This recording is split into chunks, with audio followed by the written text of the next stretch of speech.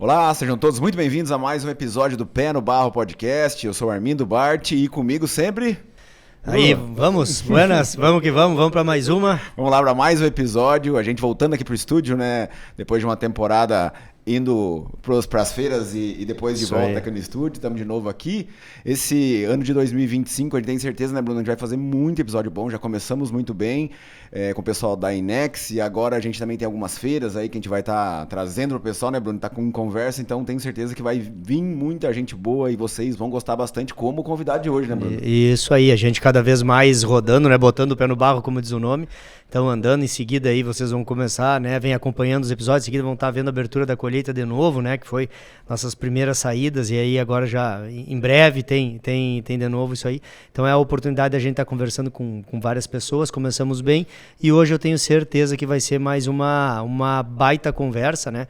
Esse ano a gente está num ano de trazer também coisas novas, coisas diferentes, falar muito de empreendedorismo, falar do momento do nosso agro como um todo. E hoje a gente vai conseguir navegar de ponta a ponta. Hoje a gente está tendo a honra, a satisfação de estar conversando aqui, de estar trazendo para vocês para bater essa conversa. Um cara que é bom de papo, é bom de conversa. Professor José Fernando Piva Lobato, né, que está aí tá na estrada aí há vários anos e com certeza nós vamos conseguir fazer esse resgate, né, lá das pessoas que mais entende de pecuária de corte do Brasil. Então hoje a gente está tendo a satisfação de estar aqui conosco na nossa frente. Professor, uma satisfação enorme estar aqui e poder conversar com o senhor. Gurizada nova geração do campo, agindo na vida, com o pé no barro, cumprimentos pela botina, pelo título que deram. Uma satisfação imensa estar aqui com vocês, de fato, a nova geração que está transformando, fazendo evoluir a agropecuária brasileira. Satisfação imensa estar aqui num programa que eu sou um dos ouvintes, um microfone que já abrigou o Antônio da Luz por 2 vezes, é um microfone extremamente valioso. Me sinto muito honrado de estar aqui a vocês, para quem sabe contar um pouco de histórias, né? Eu que só tenho 77 anos e espero acompanhá-los nos próximos 30. Maravilha. E o professor é ouvinte assíduo, volta e meia ele nos puxa a orelha e diz, tava escutando vocês na academia lá, tá falando muito baixo, tá falando, arruma lá. E tal. Então é uma oportunidade. Só uma grata surpresa, né? Foi com o episódio da Cristina Gresselé, né? O senhor me mandou assim, falou, eu recebi aqui e tal, ele me mandou mensagem e tal, tô ouvindo vocês muito bem e tal. Muito interessante, por sinal. Todos. Cumprimentos pelas pautas que vocês trazem, pelos os convidados, né? Fazem bem, creio eu, não somente para o agro, mas para toda a sociedade brasileira. Sucesso desejo a vocês. Não, obrigado. E obrigado por ter aceito o convite, professor. A gente já vinha conversando, né, de trazer o senhor para cá e finalmente deu certo. Eu costumo dizer que a Universidade de Santa Maria produz muita gente boa. Eu tive a graça de acolher muitos aqui no mestrado, doutorado, que não foi o caso de vocês, né? Mas Santa Maria é um berço de qualidade dos colegas. E para quem não conhece o professor, né, José Piva Lobato, professor, como o Bruno falou, das grandes autoridades aí do país, maiores entendedores de pecuária de corte. Professor, quanto tempo na Universidade Federal do Rio Grande do Sul? Olha, contando os 4 anos de graduação, são 54, 55 anos praticamente. Não, 59 anos, porque eu entrei em 67 como um mero aluno bicho da agronomia em 67, me formei em 70, fiz mestrado em forrageiras e produção animal, 71, 72, concluído em 26 de outubro de 72, e logo após eu iniciei, contratado meia boca, vamos dizer assim, com o recurso do pós-graduação que se iniciava, tinha iniciado em 65, 66, ali iniciei até regularizar minha situação num concurso público em 74, de bovinocultura de corte, na vaga de um grande mestre que eu tive, que foi o recém-deixado de ser ministro da Agricultura, Luiz Fernando Cirne Lima. Ele, quando retornou do Ministério em 73, pediu demissão, e aí nas burocracias, algo assim, saiu o concurso em abril, maio de 74, né, e ali eu tive a graça de Deus de ter obtido o primeiro lugar e me tornei professor com gosto, com paixão. É muito bom conviver com os jovens e procurar incutir gosto por um setor desse agronegócio mundial, especialmente brasileiro, muito gaúcho até, encruado. Então, foi uma satisfação ter ficado lá até a compulsória em 1º de novembro de 2022, quando eu completei exatamente, pedi para o senhor reitor assinar, quando eu completei exatamente 50 anos de Universidade Federal do Rio Grande do Sul, a quem eu agradeço muito as alegrias que me proporcionou esse relacionamento com o agro, com a pecuária de corte especialmente, que tanto me motiva, tanto me orgulha. Uma vida toda, né? Muitas gerações, muita gente formada, muita gente que hoje está aí atuando e trabalhando, passou aí pelas suas mãos. Muita gente boa, né? Muitos colegas, né? E a satisfação de ver esse pessoal, esse foi aluno. Sim, fui um dos 80, 90 professores que tanto atuam na agronomia, na zootecnia, mas que também atendia a faculdade de veterinária. Então eu tenho inúmeros amigos e fico muito contente, aos 77 anos, de vez em quando me aparecer alunos de 30, 40 anos atrás que me aparecem. Diz, aí, professor, como é que vai o senhor? Diz, lembra de mim? Aí eu digo assim, mas qual é a tua turma? Da agronomia ou da veterinária? E mais recentemente do curso de zootecnia, mais recentemente criado, né? E o interessante é que alguns deles assim, aí professor, continua não comprando costela? E eu disse, sim, é muito caro, não vou comprar osso e gordura que eu não devo comer, então eu compro filé mignon. E isto impactou alguns e alguns já me saem com essa, charla. Professor, antes de nós aprofundar na conversa, que o negócio vai longe hoje aqui, agradecer os nossos parceiros aí que fazem o Pero Barra acontecer, né? A gente tem que pagar os boletos aqui. Agradecer o pessoal da Premix, a CIA, Serviço de Inteligência e Agronegócio, a San Esteban e os nossos parceiros premium aí, a Elicit Plant e a Inex 360. Abraço a todos vocês aí, obrigado por estarem com a gente. Quem souber mais, quem quiser entrar em contato, né, com todas as empresas que fazem parte, só olhar aqui, né, tanto aqui no YouTube quanto na descrição e nos cortes nossos, todos os links ali do Instagram de cada uma dessas empresas aí. Obrigado mesmo por fazer o Pé no Barra acontecer. Qual é a história da costela? Não compro o filé mignon? Assim, a costela, que é um clássico, né, que eu também gosto. Sim. Né? Mas com salário de professor universitário sempre curto, né? Eu dizia assim, não, eu quero comer carne, né? Eu não vou comprar osso, não vou comprar costela para ser boa, tem que ser gorda, né? Não exageradamente boa, mas tem que ter uma boa camada de gordura, 4, 5 milímetros, né? E aquilo eu sei, né, que não se deve comer, vamos dizer assim, né? Então eu preferia comprar filé mignon, entrecô, que o aproveitamento é 95%. Né? E eu dizia isso para motivar, para quebrar o gelo na relação com os alunos, né? Especialmente com os alunos de graduação, que é um público muito diverso, com interesses em pecuária, mas também interesses em vários outros setores. Né? Então quebrava o gelo com essas, né? Só que eu completava, que eu não comprava, né? Mas eu gostava de comer na casa dos outros. Aí eu como bastante. Professor, e lógico, o senhor fala, tem várias histórias aí, né? Mas durante o senhor estava na URGS, depois o senhor foi para a Austrália, isso? Fazer uma das coisas que todo mundo fala das histórias suas da Austrália, lá em 1900 e tanto, chovia, o professor tem que dizer, todo mundo que passa pelas suas aulas. E o professor é muito bom porque ele dá a data, né? Aí não tem como o cara dizer que foi no dia tal, data tal, ano e tal.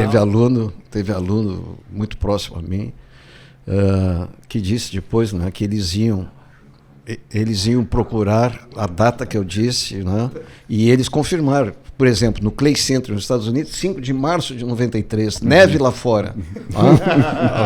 Neve do jarrete das vacas, se atolavam, assim, 5 de março, um dia inesquecível. Estava lá. Ou seja, eu não queria contar isto. Eu queria dizer que é um fato de ir ao Clay Center, um centro de melhoramento genético animal e cruzamentos, aquilo era magnífico. E aí vinha o conteúdo que eu queria transferir. Dei um valor porque eu criei convicção lá. Né? Então, esse é o objetivo. Eu fui para a Austrália, terminei o mestrado 7.2, concursado em 7.4, e em janeiro de 76, com a minha esposa, 1 ano e meio de casados, fomos para a Austrália, para Melbourne, Melbourne University, no Departamento de Produção Animal, fazer o doutorado. E lá ficamos até fevereiro de 79, quando retornamos com o PhD concluído. Né? Foi muito gratificante. Tive a oportunidade de ir circular por 2 vezes no norte da Austrália, tropical.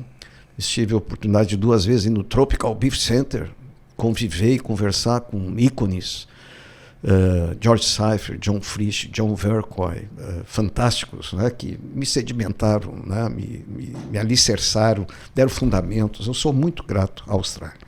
A Austrália é meu segundo país. Como é que era viajar naquela... Hoje é barbada, viaja, vai, tem tudo. Como é que era viajar naquela época para a Austrália, para estudar, para... Saída de Porto Alegre a São Paulo, Rio de Janeiro, um voo para Los Angeles, e Los Angeles, os voos lotados, no início do ano de janeiro de 76, Honolulu, de propósito, mas dali eu já fui à Nova Zelândia por voos lotados. Auckland, por dia e meio, 2, até aterrissar em Melbourne. Né? Bom, a comunicação na época era o seguinte, inicialmente eu não tinha telefone em casa, ia na telefônica ligar para meus pais. A voz chegava devagarzinho, né? Vinham assim pelo oceano, pelo cabo telefônico, né?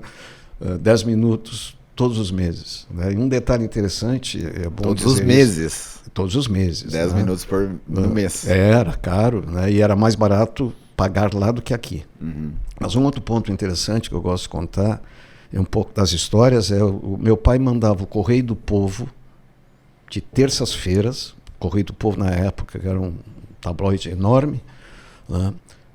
E o suplemento rural do Correio do Povo de sexta-feira anterior.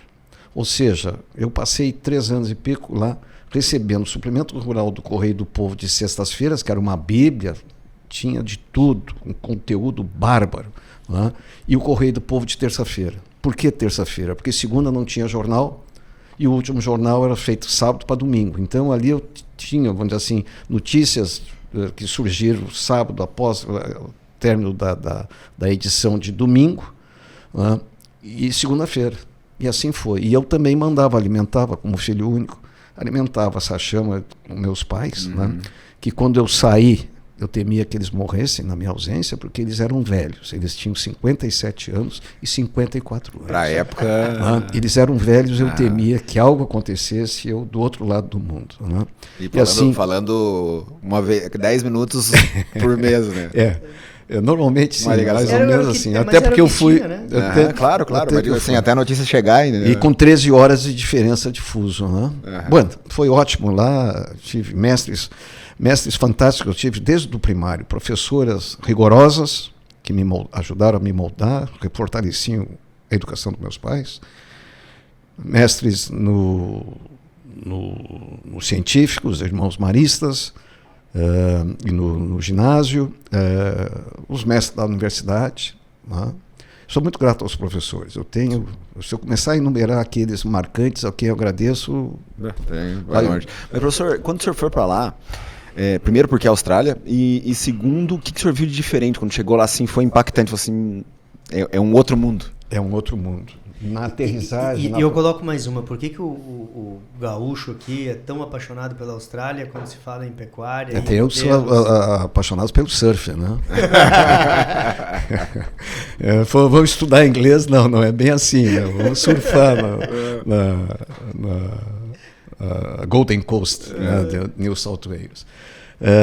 Assim, já na aproximação, na aterrissagem em Melbourne, eu tendo saído por um dia e meio daquele jardim pecuário que é a Nova Zelândia, né,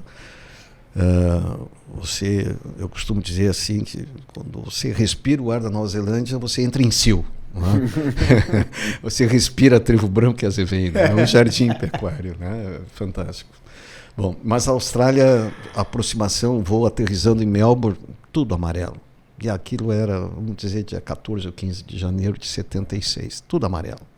Forte do verão deles, né? Forte. Ou seja, a Austrália não chove de 30 de dezembro, 20 de dezembro, não chove mais até no sul da Austrália, clima temperado, não chove mais até 30 de abril aproximadamente. Era assim durante 3 anos. Um calor do cão, 40 graus fluxo. Né? E o que eu aprendi lá, que criei convicção, tive algumas sortes na vida, encontrar produtores que já tinham estado aqui vendendo carneiros, que conheciam a América Latina, e fiz amizades. Sempre fui ligado ao campo, era um prazer estar com eles. Alguns finais de semana ia para as fazendas. Muita reserva alimentar, porque eles sabem que eles têm seca. É 4 meses sem chover. Eles precisam ter água muito catavento, muito tanque subterrâneo, poço artesiano para bombar água, né? Então, eles sabem que se não tiver reservas alimentares, não tiver água, sucumbe a pecuária. Então, isso é algo, até trazendo para nós, nessas secas recorrentes que nós temos no Rio Grande do Sul, que ano sim, ano também, nós temos, e não é só o efeito na soja, é o efeito os malefícios que nos deixam na pecuária de corte ou de leite, né? Com sequelas na qualidade da carne, no desempenho, na taxa de desfrute, né? É muito grande, e isso que nós temos que conscientizar, que, a exemplo dos Estados Unidos, agora que eu reforcei todas as outras viagens que eu estive nos Estados Unidos, agora esses poucos dias que estivemos lá em dezembro, a segurança alimentar que eles têm que ter.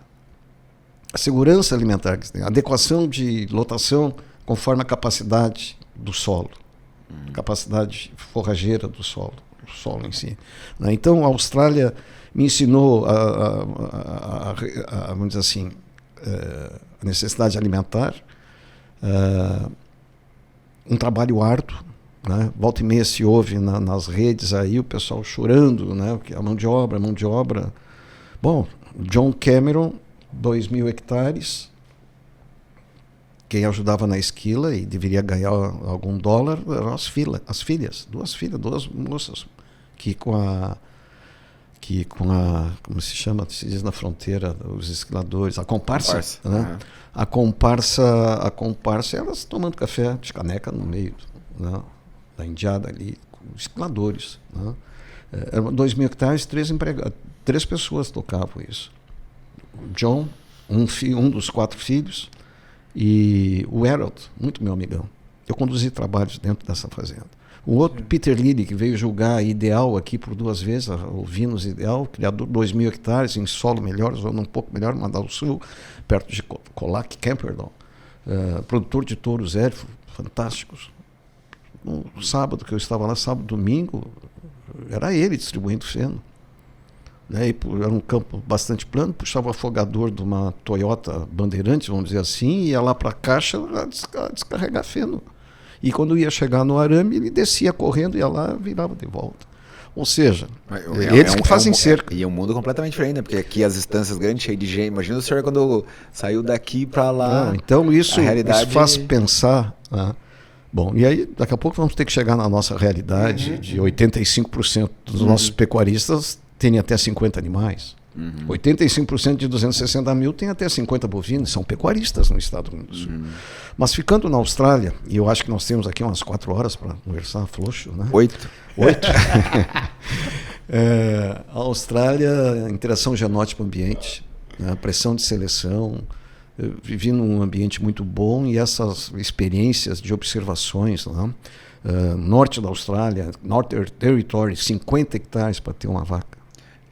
50 hectares. Eu falo isso às vezes nos treinamentos, o pessoal fala assim, não, isso não é possível. O grande Estados Unidos, os Litchman, né, do estado de Montana, né, isso eu presenciei em 95, 12 hectares para ter uma vaca. Os Litchman, que inundaram aqui de raça composta e também Red Angus, né, nos anos 90, 2000.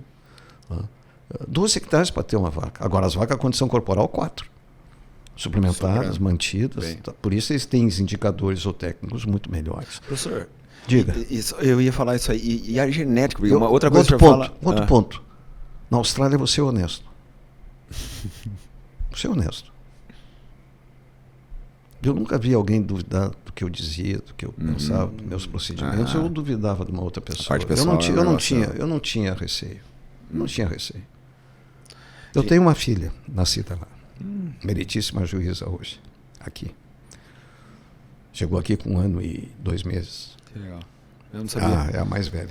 Que legal. Professor, mas eu ia perguntar da genética, uma das coisas que o senhor mais fala, né, da adaptação, das raças e tudo, provoca muito o pessoal daqui, né, que essa coisa de usar sangue europeu, né, animais europeus e tudo, e o senhor sempre foi um provocador de colocar o zebuíno, e isso trazendo sempre os grandes exemplos da Austrália. Quando é que o senhor estava lá e deu o clique, falou assim, mas que caminho que nós estamos tomando? Bom, a Austrália, todos os trabalhos com carrapato, enfim, todos. A Austrália foi colonizada por alguns tipos de mulheres e alguns tipos de homens. E também pelas raças taurinas britânicas. Tá? Mas só com o decorrer do tempo, e um instituto de pesquisa, o CSIRO, a Embrapa deles, como eu costumo dizer, desenvolveu pesquisas e a questão da interação genótipo-ambiente, canícula, seca e carrapato. Né? Então, mas antes da Austrália me fazer bem nas minhas convicções, o professor Don Hargrove, um dos americanos do curso de pós-graduação que nós tínhamos aqui, no início do nosso mestrado. O mestrado no Brasil começou 65, 66, espero estar completamente certo, num convênio, um convênio assinado pelo Jango Goulart em 63, antes de 64, mas implantado posteriormente pelo presidente Castelo Branco, em 65, 66. Convênio com 3 universidades no Brasil, a URGS, com a Universidade de Wisconsin, lá, a Universidade de Viçosa em Minas Gerais e Piracicaba, a Exalc, com outras 2 universidades, Purdue ou Cornell, algo assim. Convênios. E aí vieram levas de professores americanos a quem nós somos muito gratos. Os catedráticos, pessoal de primeiro nível. O professor Scholl, Jesse Scholl, que trouxe o trevo vesiculoso para o Estado e a aveia coronado, de retumbante sucesso, nos anos 70, ele trouxe um punhado de trevo vesiculoso vindo da Lusiânia. Eu ajudei a plantar em 73. É uma história muito bacana, é muito interessante. Se tivermos tempo, podemos voltar. Mas esses professores nos deram... o Don Hargrove, mais especificamente, me tirou do fenótipo, vamos dizer assim, e falou em performance, falou em eficiência reprodutiva, reduzir a idade de primeiro serviço. Vaca existe para dar uma cria por ano. Há pouco antes nós falávamos aqui do experimento do professor João Resta, e que ele foi orientador do grande professor João Resta. Suplementação com melaço. Aí tinha iniciado uma usina de melaço em Santo Antônio da Patrulha. Eu recordo eu ajudando, um ano antes do João no mestrado, ajudando o João a suplementar as vacas. Enfim, esse começou a fazer cruzamentos. Esse me empolerou numa escadinha na CICAD, em 72, me deu uma galopeada e me botou a falar de classificação de carcaça, né, para os produtores. Inesquecível isso. Então, esse falou em cruzamento e performance. Eu vou para a Austrália e no ambiente que eu estava, e aquela interação genótipo-ambiente que nós temos que nos dar conta. Então, volta e meia, nos discursos ainda nós ouvimos que nós somos clima temperado. Não somos. E querendo fazer bem para um amigo, eu fui atrás de confirmação que somos climas subtropicais. E consultei a Denise Cibes Fontana, ex-aluna nossa dos anos 80, hoje já aposentada, se tornou colega da universidade. Ela me disse há 1 ano ou 2 atrás, não, 2 climas subtropicais úmidos. E a prova, para complementar, para fazer pensar, é que nós temos carrapato. Em clima temperado não tem carrapato. Ou seja, os animais sofrem tanto aqui, né? Esse é um dos fatores. Uma das receitas da Austrália, e eu me preocupo ao generalizar, porque eu aprendi que se generalizarmos, nós erramos. Então são pacientes distintos. Se nós 4 nesse estúdio, que aqui estamos, formos ao médico, seja qual for, nós vamos sair com 4 receituários distintos. Então, eu não quero generalizar, mas tem certos conceitos que nos dão um norte. E depois nós ajustamos. Rosuvastatina 20 mg, 10 mg ou 40 mg. Qual é o paciente? Qual é o solo que o produtor tem? Qual é a temperatura, o seu microclima? Que potencial genético tem os animais? Qual é a atitude? Qual é o seu programa sanitário? São muitas variáveis que conduzem a um programa eficiente, um programa, assim, que pague a conta. Sempre pagando a conta. Então a Austrália me levou a isso e voltando, esse modelo da Austrália mostrou assim, eu fiz boletim para adubos trevo 81, 82, 4, de 80, eu fiz 3 boletins para adubos trevo, ali eu coloquei esses gráficos mostrando do desmame ao sobriano, carrapato foi responsável por 40% dos 60 quilos a menos que Hereford Shorton teve em relação ao 3/8. 40%. Os outros 30% foi efeito temperatura.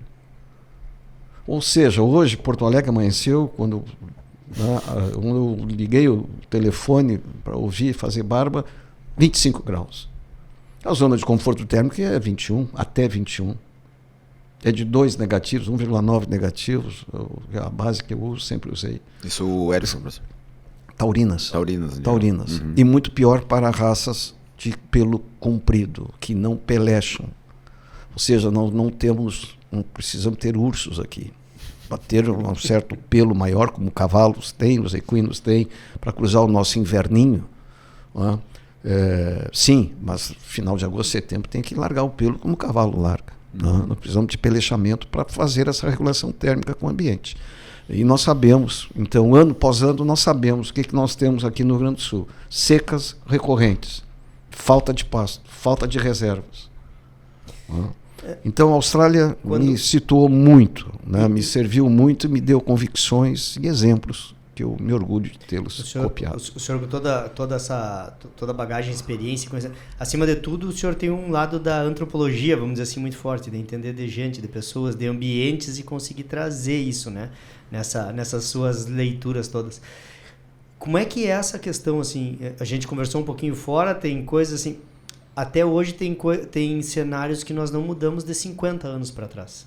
Com todo o conhecimento que é adquirido, com todo o conhecimento que hoje está muito mais dividido, muito mais fácil, mais acessível, nós ainda temos coisas na nossa pecuária, e vamos falar aqui pelo sul, né, pelo nosso quadrado, que são muito semelhantes a 50 anos atrás. Bruno, quando eu comecei, se eu não me engano, a taxa de desfrute do estado, ou seja, animais guiados para o abate, era 9%, ao redor de 9%. Total do rebanho, 9% ganhava. 9% do rebanho. No Correio do Povo, em 72, eu concluindo o meu mestrado, na última capa do Correio do Povo, alguém disse: vão morrer 700 mil cabeças naquele ano, naquele inverno de 72. Porque houve geadas, climas subtropicais, geadas extemporâneas muito precoces no mês de abril, e com isso liquidou os campos. Então alguém anunciou que a expectativa de morrer 700, adubação orgânica e mineral concentrada, 700 mil cabeças, né? Espero que não tenham morrido, né? E eu, novo naquela época, né, tudo sobre introdução de espécies de inverno e tal, mas que absurdo, né? Bom, nós chegamos em 2024, 52 anos depois. A taxa de desfrute do Estado, dados oficiais, que eu me sirvo dos colegas formados pelas N faculdades ou também pela nossa, amigos que eu tenho lá, vou lá nos dados oficiais, e o desfrute deste ano passado foi animais guiados para abate 16,3% apenas, passados 52 anos, 54 anos, 16,3%. Aí eu coloquei os animais exportados, animais vivos, que ano passado saíram 304 mil, ao redor disso. Bom, aí vamos para 18,6%. A dissertação de mestrado, creio eu, da professora de vocês, da Luciana Petter, quando do mestrado aqui conosco, mostrou, e a tese de doutorado da Virgínia Beretta também, a uruguaia, fantástica, mostrou que a eficiência, nós precisamos chegar a 28% de desfrute. Isso tem me norteado desde quando terminaram o mestrado, doutorado. Grandes colegas, queridas colegas, que nós temos um norte. Há anos atrás eu aprendi que o desfrute da França era 35%. Nem quero saber, mas nós temos que nos aproximar disso. O que significa isso, a grosso modo? A estância Rio Grande de São Pedro, 11 milhões e 600 mil cabeças. Nós temos que chegar para 28%, nós temos que chegar a prenhez de todas as novilhas aos 2 anos. Primeiro serviço aos 2 anos. E conceber. Quando vacas e vacas adultas, desmamar 79%, 80%. Desmame. E todos os novilhos serem abatidos com 2 anos. No máximo 2,5. Até 4 dentes. Os parâmetros de qualidade da ciência mundial sobre carne. Então, veja o espaço que nós temos ainda que percorrer. Por isso que eu ironizo, eu espero acompanhá-los para ver isso acontecer nos próximos 30 anos. Professor, mas tudo isso, no final de contas, reflete uma pecuária de baixa produtividade. Essa é extrativa, o grande, né? extrativa, de baixa produtividade, que remunera pouco. E a gente conversava até um pouquinho antes também, né? Bateu um super papo aqui antes. Da entrada da agricultura também. E de todos esses entraves do Rio Grande do Sul. A gente estava nesses últimos dias aí batendo 40 graus, bateu recorde praticamente de temperatura lá na Terra do Bruno, né? 43,8 graus. Quaraí, cara. Quaraí. Quaraí. Vai pro Gustavo, pro Ilha, que disse que toda vez eu falava de Quaraí, eu parei de falar, agora os caras porque virou notícia, né? Só virou notícia com desastre, né? Quaraí, a última manchete de Quaraí é o fabuloso Antônio da Luz com seus números, com a sua equipe, né? Agora Quaraí vale também pelo calor. Eu conheço aquilo lá, porque eu atendi Carlos Eichenberg 15 anos e 9 meses, eu troteava naqueles campos de Alegrete, Quaraí, eu sei bem o que é inverno e verão. Mas enfim... 15 anos e 9 meses, eu senti isso aí. Verdade. Mas mostrando um pouco disso, né? É que nem casa de lata, né? Frio no inverno e quente no verão, não tem? Usa bota de borracha. Mas a grande questão é essa, nós temos uma pecuária de baixa produtividade, que ela é pouco competitiva, a soja com todos os desafios climáticos, nós tivemos quase uma década de boas chuvas, relativamente boas chuvas, principalmente no sul do Rio Grande do Sul, ela entrou com muita força, e agora a gente vem de 3, 4 anos aí de anos muito ruins, desafiadores para a soja, a hora chove demais, depois chove de menos, e o produtor nesse meio do caminho está, né, sofrendo os baques, né? Quem é o pecuarista diminui o rebanho, é dependente de uma renda que é a soja. Quem é o agricultor não consegue pagar. E aí antes... talvez exagero nos arrendamentos. É muito importante isso que vocês colocaram. O senhor falou um número de quantos por cento são até 50 cabeças? 85% dos pecuaristas têm até 50 bovinos. No número, 50 né? Bovinos. 50. E são dados, uma tabela que o Fernando Groff da Secretaria da Agricultura, lá com os dados, montou, de 1 a 5, de 6 a 15, algo assim, né? Mas até 50. Né? Até 50, e ali estão 24, 25% da população bovina do estado. E 97,2% tem até 250 bovinos. 97 de 260 mil, 97,2% são dados de janeiro de 2024, tem até 250 bovinos. Aí, bom, é a pecuária corte e leite do estado. Aí tem leite, tem corte. Mas vocês que andam nesse Rio Grande, vocês olham para os lados, né, e vocês estão vendo pecuarista extrativista pequenos. E isso me preocupa, porque ele é um produtor de terneiros. Não compra touro. Poucos compram. Quantos compram? Aí o perigo de publicamente estar generalizando. Né? Esse é um produtor. E aí depois esse terneirinho que sai, o novilho sobriano, vai chegando, eu sei porque eu fui invernador. Nós queremos ter rendimento de carcaça.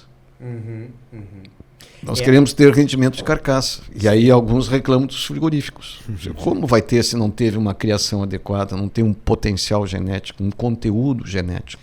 E talvez essa pecuária, indo na linha do Armindo, que eu perguntei, essa pecuária é a pecuária que está mais suscetível, talvez, em tese, uma pecuária que não é tão produtiva, um desfrute que não é tão grande. Geralmente isso aí é área pequena ou área suja, o cara que está apertado, 50 cabeças ou até 250, que não consegue dar esse giro todo, né, e se manter, principalmente quando a gente vê hoje os números da pecuária, né, essa nossa pecuária tradicional ainda, dificilmente se mantém. Essa é uma pecuária que ela vai abrir, faz o cara pensar se ele segue na atividade ou não. Exato, e aí ele abre para a agricultura. E nada contra abrir pela agricultura, mas e aí em algum momento, e aí que a gente gostaria de, Liuvi, a gente está avançando em áreas de agricultura, talvez em áreas que não são as áreas melhores. A gente sabe que o nosso clima, que é um clima brabo, seco, sempre hostil, vai ter. Hostil. E aí nós começamos a... Hostil para a agricultura sem irrigação. Sem irrigação. Veja, sobre o clima, eu reli ano passado algo que eu não tinha feito por completo há anos atrás, o Diário de Assis Brasil. O Diário da Granja de Pedras Altas, do Joaquim Francisco de Assis Brasil. Político, líder gaúcho, embaixador brasileiro, diplomata em Washington. Lá está escrito, 3 ou 4 vezes, o clima do Rio Grande do Sul é anárquico. Assis Brasil, com o conhecimento da época, e um homem viajado, culto, uma liderança, tá? Dizia que o clima do Rio Grande do Sul era anárquico porque tinha um inverno cruel nos campos rasos de pedras altas, tá? Quando pega pro erval as coisas melhoram, tá? Em solos mais profundos. Eu falo com conhecimento disso aí, porque foi em Pedras Altas, mas também no Quarto Distrito de Piratini, que nas férias de janeiro, fevereiro e de julho, eu era um gauchinho troteando, curando bicheira, em pleno verão, ou juntando cordeiro morto, no mês de julho. Então eu conheço aquele cenário de Serra do Sudeste. Foi lá que eu peguei gosto pela pecuária, pela produção animal.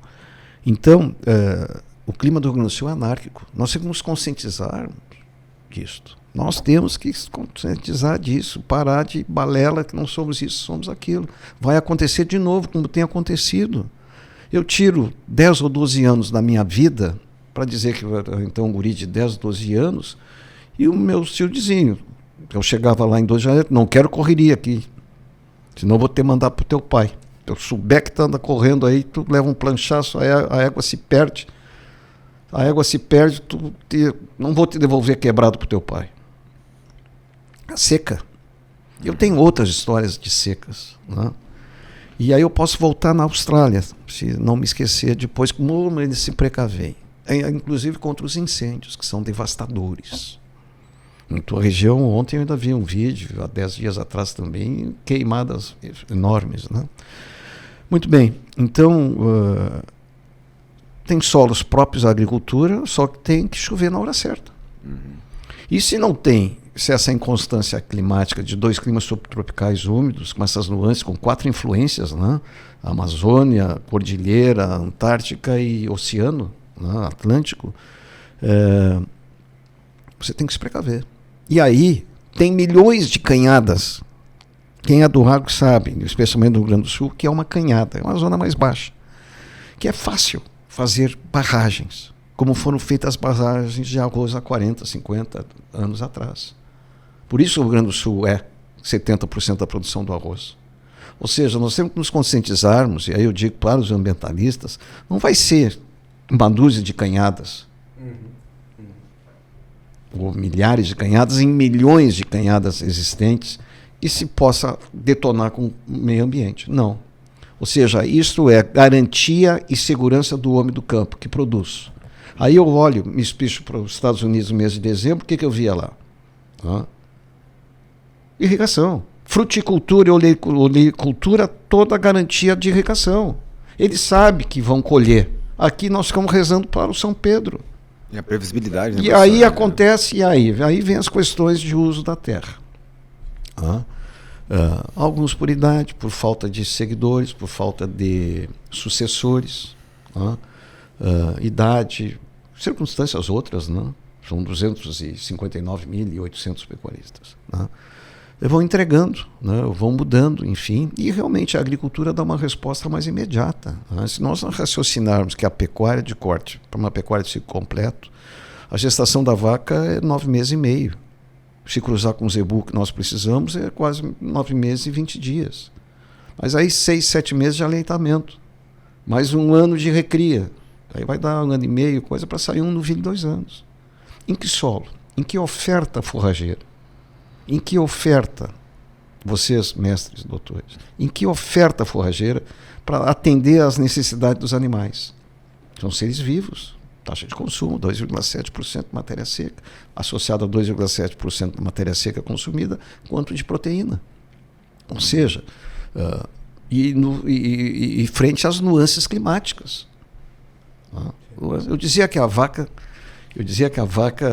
eu melhorei, a vaca tem que ser uma fortaleza física, porque ela passa 10, 12 anos, dependendo do desgaste dentário, recebendo chuva, vento e comendo capim.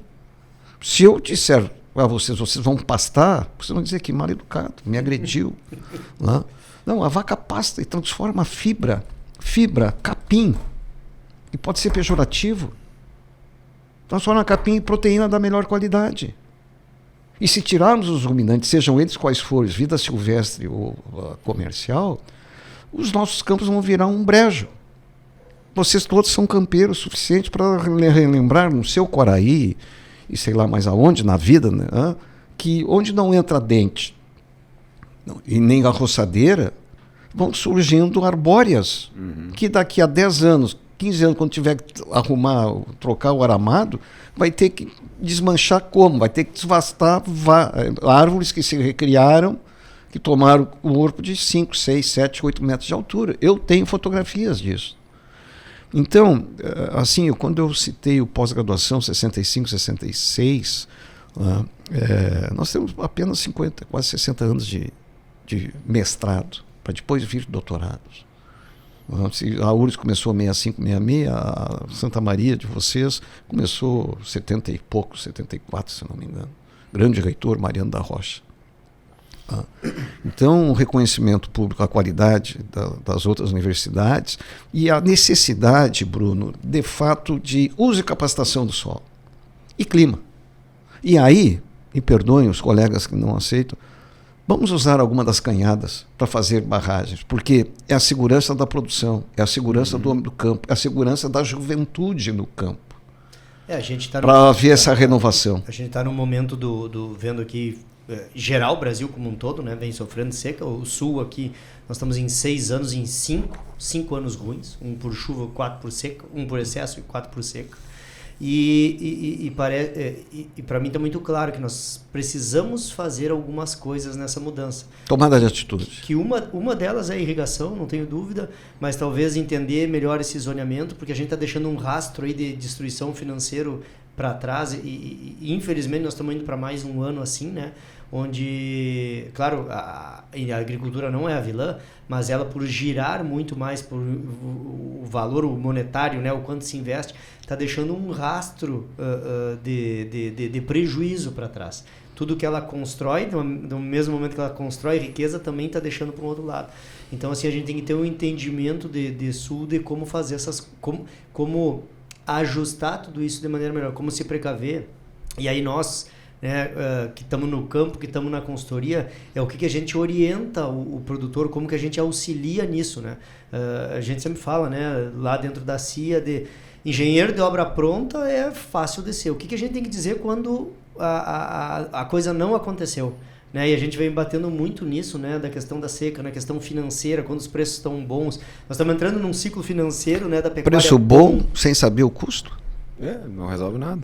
Não, e essa pecuária de baixa produtividade, né, professor? A pecuária, infelizmente, ela aguenta essas pancadas e ela é meio causa e consequência disso, né? Para aguentar muita pancada, ela não é tão deletéria, e aí, não quebrando o pecuarista, quebrar é muito difícil, ele acaba não tendo essa obrigatoriedade de ter que investir, de melhorar, de intensificar, e acaba sendo refém também do todo o sistema, e do preço impacta muito mais nessa pecuária de baixa produtividade. Se a gente fizer uma continha rápida e colocar a média do Rio Grande do Sul, que talvez nem seja isso, 100 quilos de peso vivo hectareano, vezes R$10 o quilo, ele está falando de R$1.000 por hectareano. Bruto. Com um baita resultado de 30%, 40% de margem de lucro, ou 50%, isso é R$500 por ano, por hectare.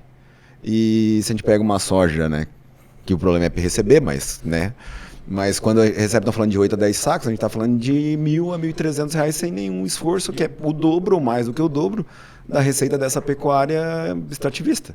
Então, uma pecuária que é pouco competitiva, e quando chega a agricultura nesse processo, e o pecuarista segue desse jeito. Mas, né? Armindo, tem outro ponto aí, a soja doce. Eu tive um assistido que foi granjeiro de arroz, depois, por motivos de saúde, parou. Aí ele passou a dizer assim, o meu arroz agora é doce. Posteriormente, os filhos assumiram, enfim, são pessoas conhecidas. O meu arroz é doce. Ele já tinha 60 e poucos anos. Então são circunstâncias, né, que são tomadas decisões e tal individuais. Né? Antes que eu me esqueça, eu acho que o Rio Grande e o Brasil somos nós. Faça a sua parte. Parabéns a vocês com esse programa que vocês têm de difusão de ideias, tecnologia, algumas bobagens. O azar ter trazido o Lobato aqui. Às vezes mais bobagem do que conteúdo. Mas não, mas assim, é uma maneira, acho eu, uma maneira inteligente e alegre, né, de transmitir pensamentos, né, e raciocínios, né, E aí eu volto na questão, é muito difícil mexer com 259 mil, 260 mil pecuaristas. Né? Então, teve um slogan de governo nos anos 80, o Rio Grande somos nós, faça a sua parte. Verdade. Então são 260 mil decisões que têm que ser tomadas nos seus ambientes.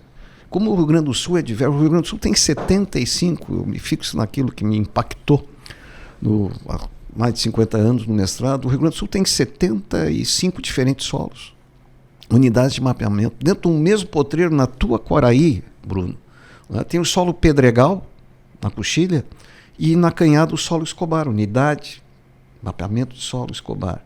Um é argiloso, 2:1 de planta arroz. E tem que ter água. Porque aquele solo, com 10 dias sem chuva, ele abre, você mete a mão lá dentro. Bota a mão de pé, abre. Tem que ter água.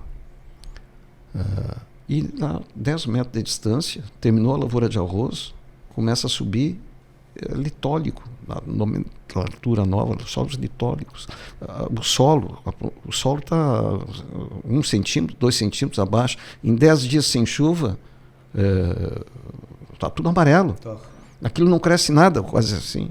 Né? Então, essas nuances, né, de saber o que você tem e onde você pode fazer agricultura. E aí entra um outro ponto que me preocupa. Que parceiro agrícola? Em termos de preservação ambiental, de conservação de solo, ou simplesmente entregar 6 sacos, 8 sacos, que acontece na zona da fronteira. Que parceiro agrícola está ali? Tem conservação de solo, tem curvas de nível. Eu fiquei pasmo ano passado, eu fui numa jornada 2 safras, vi os colegas de Passo Fundo, do Centro Nacional, o Lebansky, o pessoal estava com um brilho nos olhos, falando sobre terraceamento. A importância do terraceamento. Não, para um pouquinho. Como eu vou muito para a metade dos anos sul, 80. Como eu vou muito para a metade sul, né?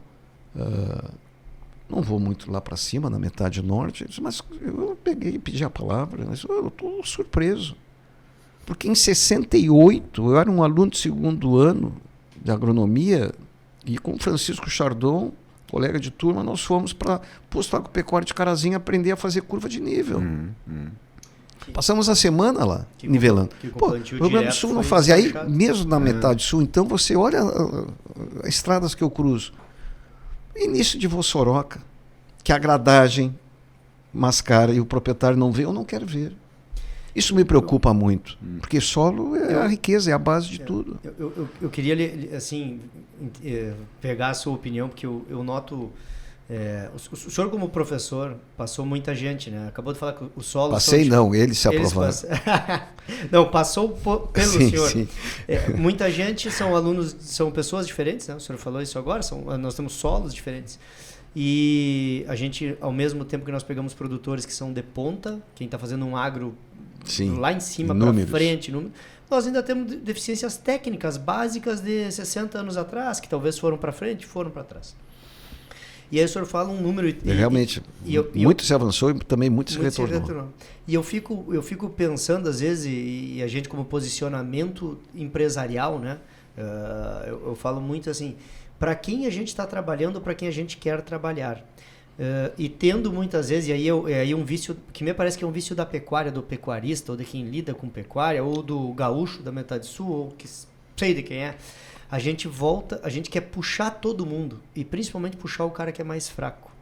E eu vejo que na metade, não vou territorializar aí, mas que seja norte ou não, a gente olhar para quem faz as coisas boas, para quem anda para frente, para quem toca. Então, assim, são 259, 250, eu não preciso puxar os 250, alguém vai ficar pelo caminho. Bruno, isso é ruim, mas faz parte da vida, né? Tem o poder do mais forte, ou da sobrevivência. Eu acho que, às vezes, na pecuária a gente fica muito nisso, de tentar puxar aquele cara. Talvez aquele cara tenha que sair da atividade mesmo, e nós temos que ver o que os bons estão fazendo para ir para frente. Eu sempre me servi muito, né, dos proprietários, dos criadores, que eram, a sua época, já em 73, que suas façanhas serviam de modelo. E aprendi a levar os alunos para o campo com o Dr. Geraldo Veloso Nunes Vieira, quando era puro campo nativo. Ganhei uma penca em Bagé, no Nelson Sarmento, porque era puro campo nativo. Quando chegou ao meio-dia, já tínhamos visto o carneiro, o cavalo crioulo, né? E não tinham pastagens. Não existiam pastagens. O grande fomentador de pastagens de inverno aqui foi o CONDEP, que pegou os conhecimentos que tinha na Estação Experimental de Vacaria, as 5 Cruzes, ainda não Embrapa, em Bagé, a Estação Experimental de São Gabriel, próprio Uruguaiana, as estações experimentais da Secretaria. O mestre Ismar Leal Barreto era funcionário da Secretaria da Agricultura, forrageiro, botânico, e professor da URGS. Foi o meu grande orientador no mestrado, que eu descobri ele no graduação. É com esse que eu quero fazer o mestrado. Nos tornamos amigos, eu sou muito grato a ele.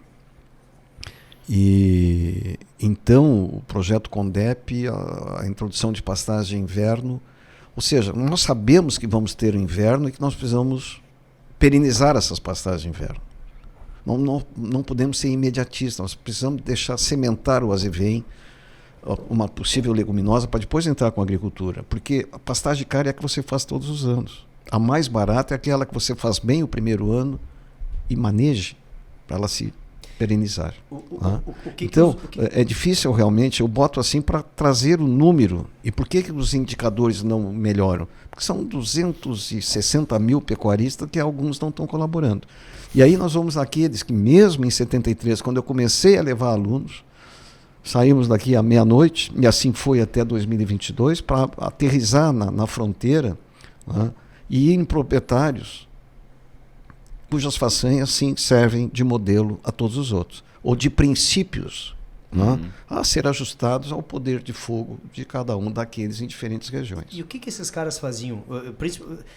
Não falo nem pelo lado técnico de uma pastagem, de um cruzamento, mas qual é a mentalidade desse cara? Esse ano né, nós combinamos que nós vamos falar muito de empreendedorismo, de contar histórias boas, né, de tentar entender o modelo mental.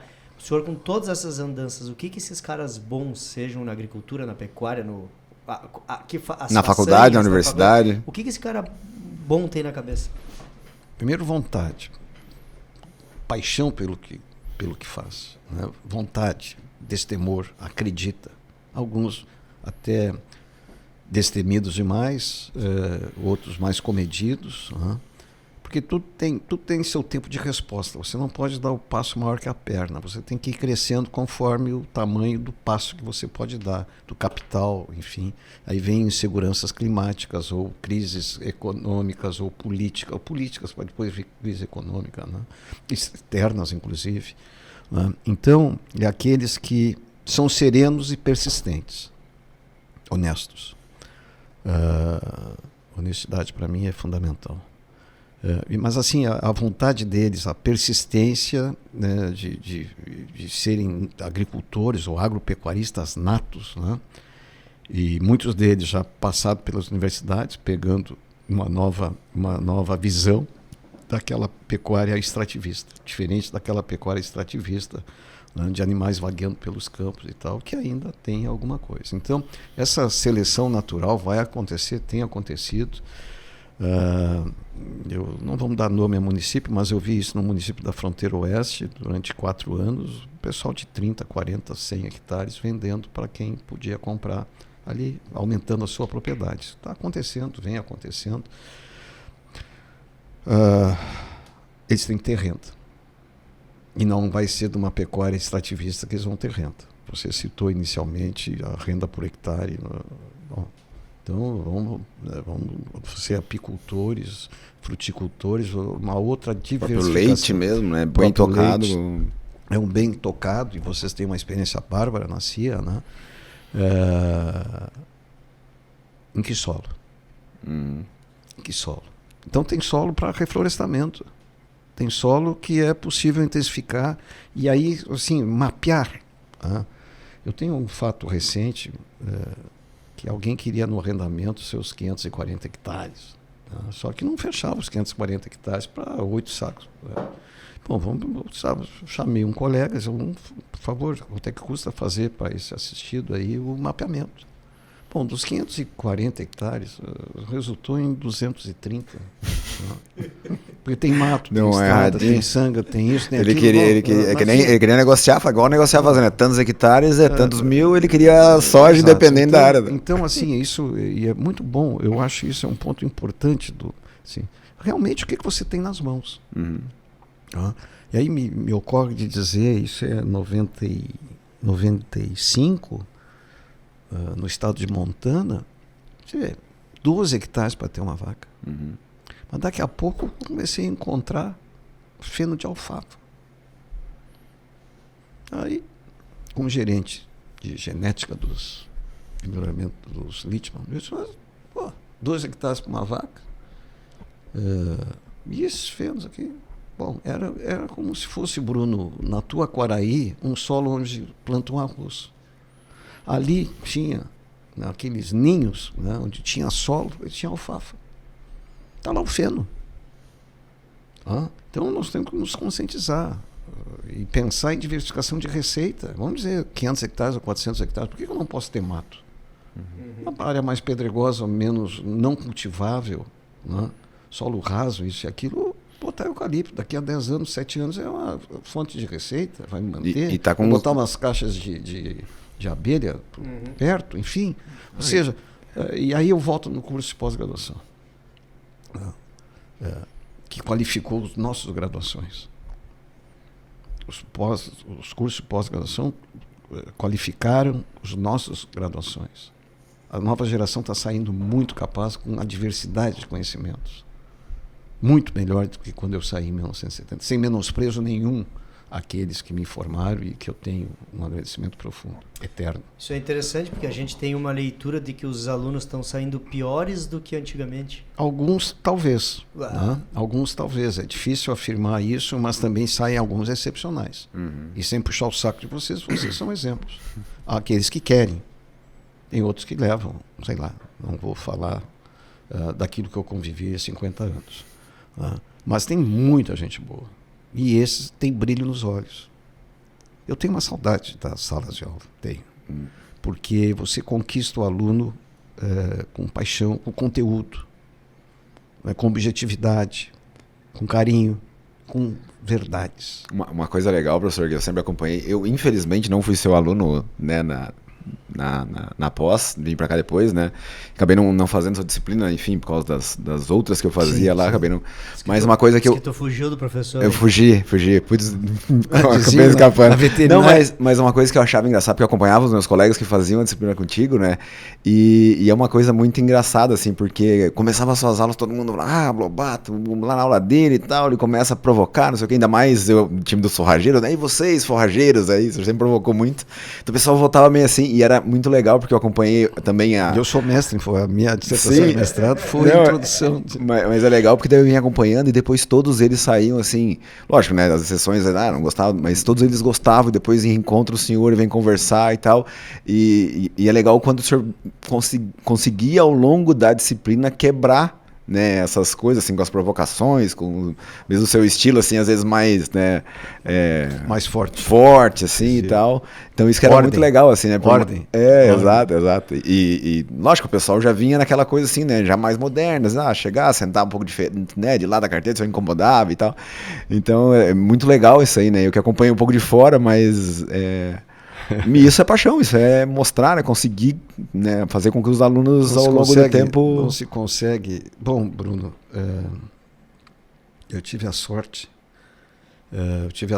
nesses meus 50 anos de ter sido professor homenageado ou Paranifo 30 vezes. Dos 50 e... Dos 50 anos nos cursos de agronomia e veterinária. Sim. E homenageado, Paraninfo, numa das turmas da zootecnia ali no período da Covid. Uhum. Então, os que me entendiam, né, e eu queria ali conduzir a aula com a seriedade que eu aprendi com alguns mestres. Né? Então, você, para ensinar, tem que ter ordem. Tem um ambiente construtivo. Né? Eu dizia, eu quero botar vocês na vida. Eu vou levar vocês para a vida. No qual pera o barro. Eu botava o pé no barro. E já dizia isso na etologia, no 4º semestre, tanto agronomia como veterinária. E aí apareciam. Professor, eu quero, o senhor está oferecendo estágio, eu tenho. Então tu vai, te prepara. Vou falar com fulano, Beltrano, tu vai para São Gabriel, Alegrete, Quaraí, para Uruguaiana. Então, eu acho que eu tive a maior proporção dos alunos, seja no mestrado, doutorado, como também no graduação, muitos amigos, a ponto de receber abraços que eles poderiam passar por mim, né, dizer, esse filho da mãe aí não quero conversar com ele. Quando eu vejo, sou abraçado. E trazem passagens. Né? Então, eu procurei transmitir, né? Contando algumas histórias, né, para transferir conhecimento. E isso me deu muita alegria. Muita. Então, senão não teria ficado. Né? Eu fiquei, depois do tempo mínimo de aposentadoria, eu devo ter ficado uns 16 ou 17 anos após. Né? Então, é marcante, foi marcante para alguns e meus amigos. Né? E voltando nos produtores, né? Eu me servi muito deles. E algo que eu fiz com muito carinho, com sentimento, com verdades, e 1,5 página, espaço simples, foram cartas, ofícios que eu levei em 2022. E aí eu fiz 2 viagens, porque eu queria ir naqueles que ainda vivos. Esse foi o seu ano de despedida, assim, Foi o semestre de despedida, ali em setembro, outubro de 2022. Eu levei cartas para Walter José Petter, por exemplo, que começou a me acolher com os alunos em 73. Ele era um guri formado na veterinária de Santa Maria em 71. E eu tive um aluno de Alfredo Carlos Albornoz, 73 no graduação, que era de Livramento. E ele disse, tem uns gringos, Dom Pedrito, fazendo assim, fazendo assado. O cara estava produzindo Novilho Precoce 73, tinha sido aluno do Lauro Miller, ele e o Gedeão Pereira. Foram alunos do Lauro Miller. E, coincidentemente, o Lauro Miller era formado aqui. Né? E eu, aluno de graduação em 69 ou 70, ouvi dizer, eu e outros, né, que o Lauro Miller ia falar de um experimento, não sei o que, lá, de novilho pecuária. Lá estava o Lauro Miller mostrando um experimento clássico, segundo sobre novilho precoce, penso eu, digo assim, sobre redução da idade de abate, conduzido na Estação Experimental de São Gabriel, em parceria com Armando Teixeira Primo, que era o diretor da estação. E depois ele se bandiou para a Embrapa, anos depois, o Armando Teixeira Primo. E o Lauro levou isso e eu vi no graduação. Só que quem formou em Santa Maria teve aula direta com o Lauro Miller. O Lauro Miller veio aqui mostrar para os seus ex-professores. Bom, então o Alfredo Carlos Albornoz disse dos gringos de Dom Pedrito, e aí eu me aproximei. Então eu levei uma carta, são 73, foram 49 anos, me acolhendo 2 vezes por ano, né? Com 40 alunos, 43, uma vez com 2 ônibus. Bom, outro que foi meu colega no Rosário, quando eu volto da Austrália, um cara novilho precoce e tal, Gedeão Silveira Pereira, presidente da Farsul, onde eu estou atualmente. Novilho precoce. Tipo, mas esse cara foi meu colega no Rosário. Fui na faculdade, ligar, diz, só está no campo, pelo 12:30, meia hora, o senhor ligue. Liguei. Tinha que ir lá no almoxarifado, que lá tinha o telefone para ligar para fora em 1980. Não tínhamos telefone na sala dos professores. Eu levei quase 1 ano para ter uma baia quando eu voltei do doutorado. Tchê, Gedeão Pereira, eu sou teu colega, assim, tá? Nós íamos olhar as gurias do Bom Conselho, do outro lado da rua, ficava um pouco de folclore nisso, nós ficávamos do outro lado ali no edifício Esplanada, teu colega no Rosário, 66, eu ouvi dizer assim, Lobato, aqui, eu quero ir aí com os alunos. Né? E aí fomos. Então, Gedeão Pereira, são 2 assim, os mais antigos, né? Amigos que formamos uma amizade muito sólida. Mas os mais recentes, como João Honório Dias, o seu Hélio Zuliani e o seu filho o Ricardo. Zuliani, eu vou me esquecer de alguns, mas para todos aqueles me acolheram por mais tempo, né? Eu procurei me despedir indo e levando uma carta. O que se escreve fica. Que demais. Eu não posso retirar o que eu escrevi ali.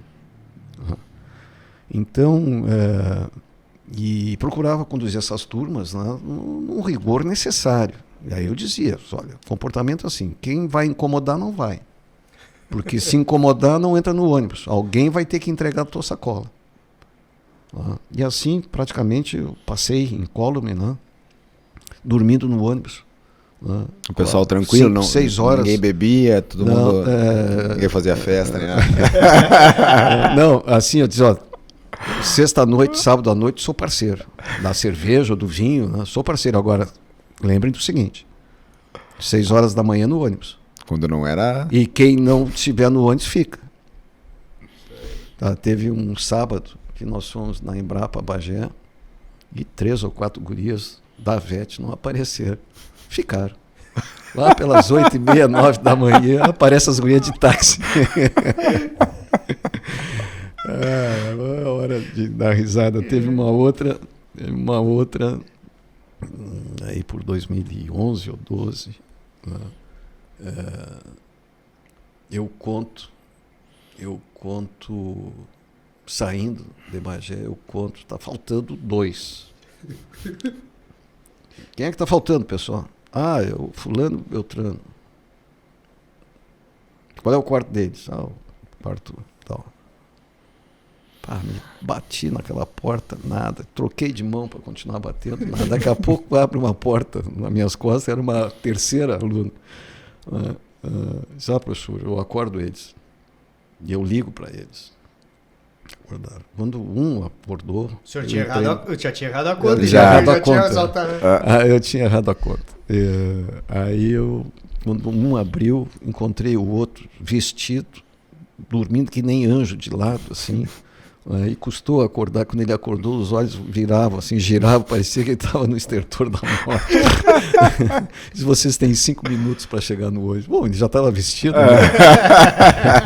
Eu recordo que nós fomos no João Honório Dias, um dia do cão, no Aceguá, Bagé, um calor do cão, né? Um sol bárbaro, né? E eu digo... Quando eu senti que o João Honório ia terminar, eu disse, não, João, vamos continuar mais um pouquinho, mais uma hora aqui no campo, né, para o pessoal curar a borracheira.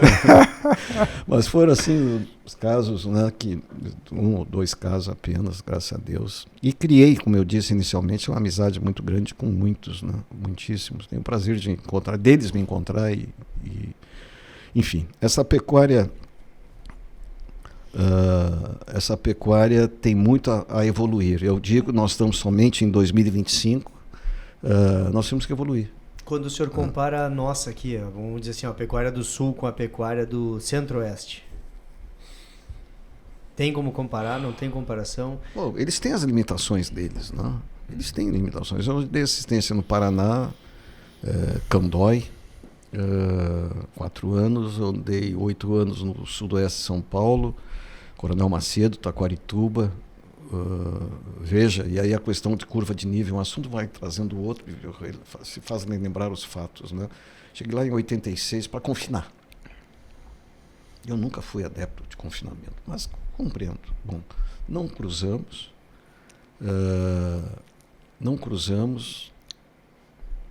Na época tudo Nelore lá, professor? Tudo Nelore, cruzamos, levei...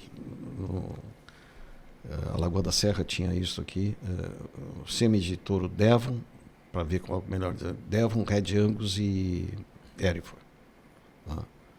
Bueno, isso é 86. Nascidos em 87, um ano 88, então final de 88, 89, as meio sangue. Eu tenho fotografia e se tu tivesse assistido a aula, tu teria visto essas novilhas meio sangue com 330 quilos. Prenhez 14 meses. Isso é 88, 9. 88, 9, Walter José estava iniciando em 88 com 50 terneiras de ano a sua tentativa de reduzir a idade de serviço de 2 para 1 ano. 88. Foi um abraço aqui no Sudoeste de São Paulo. Essa fazenda, Santa Terezinha, do Fabrotini, amigo, veio no meus 50, na festa dos meus 50 anos, faz tempo isso, ele tinha um pivô.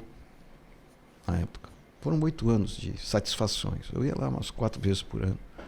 E ele nesses 8 anos, botou mais 2 pivôs.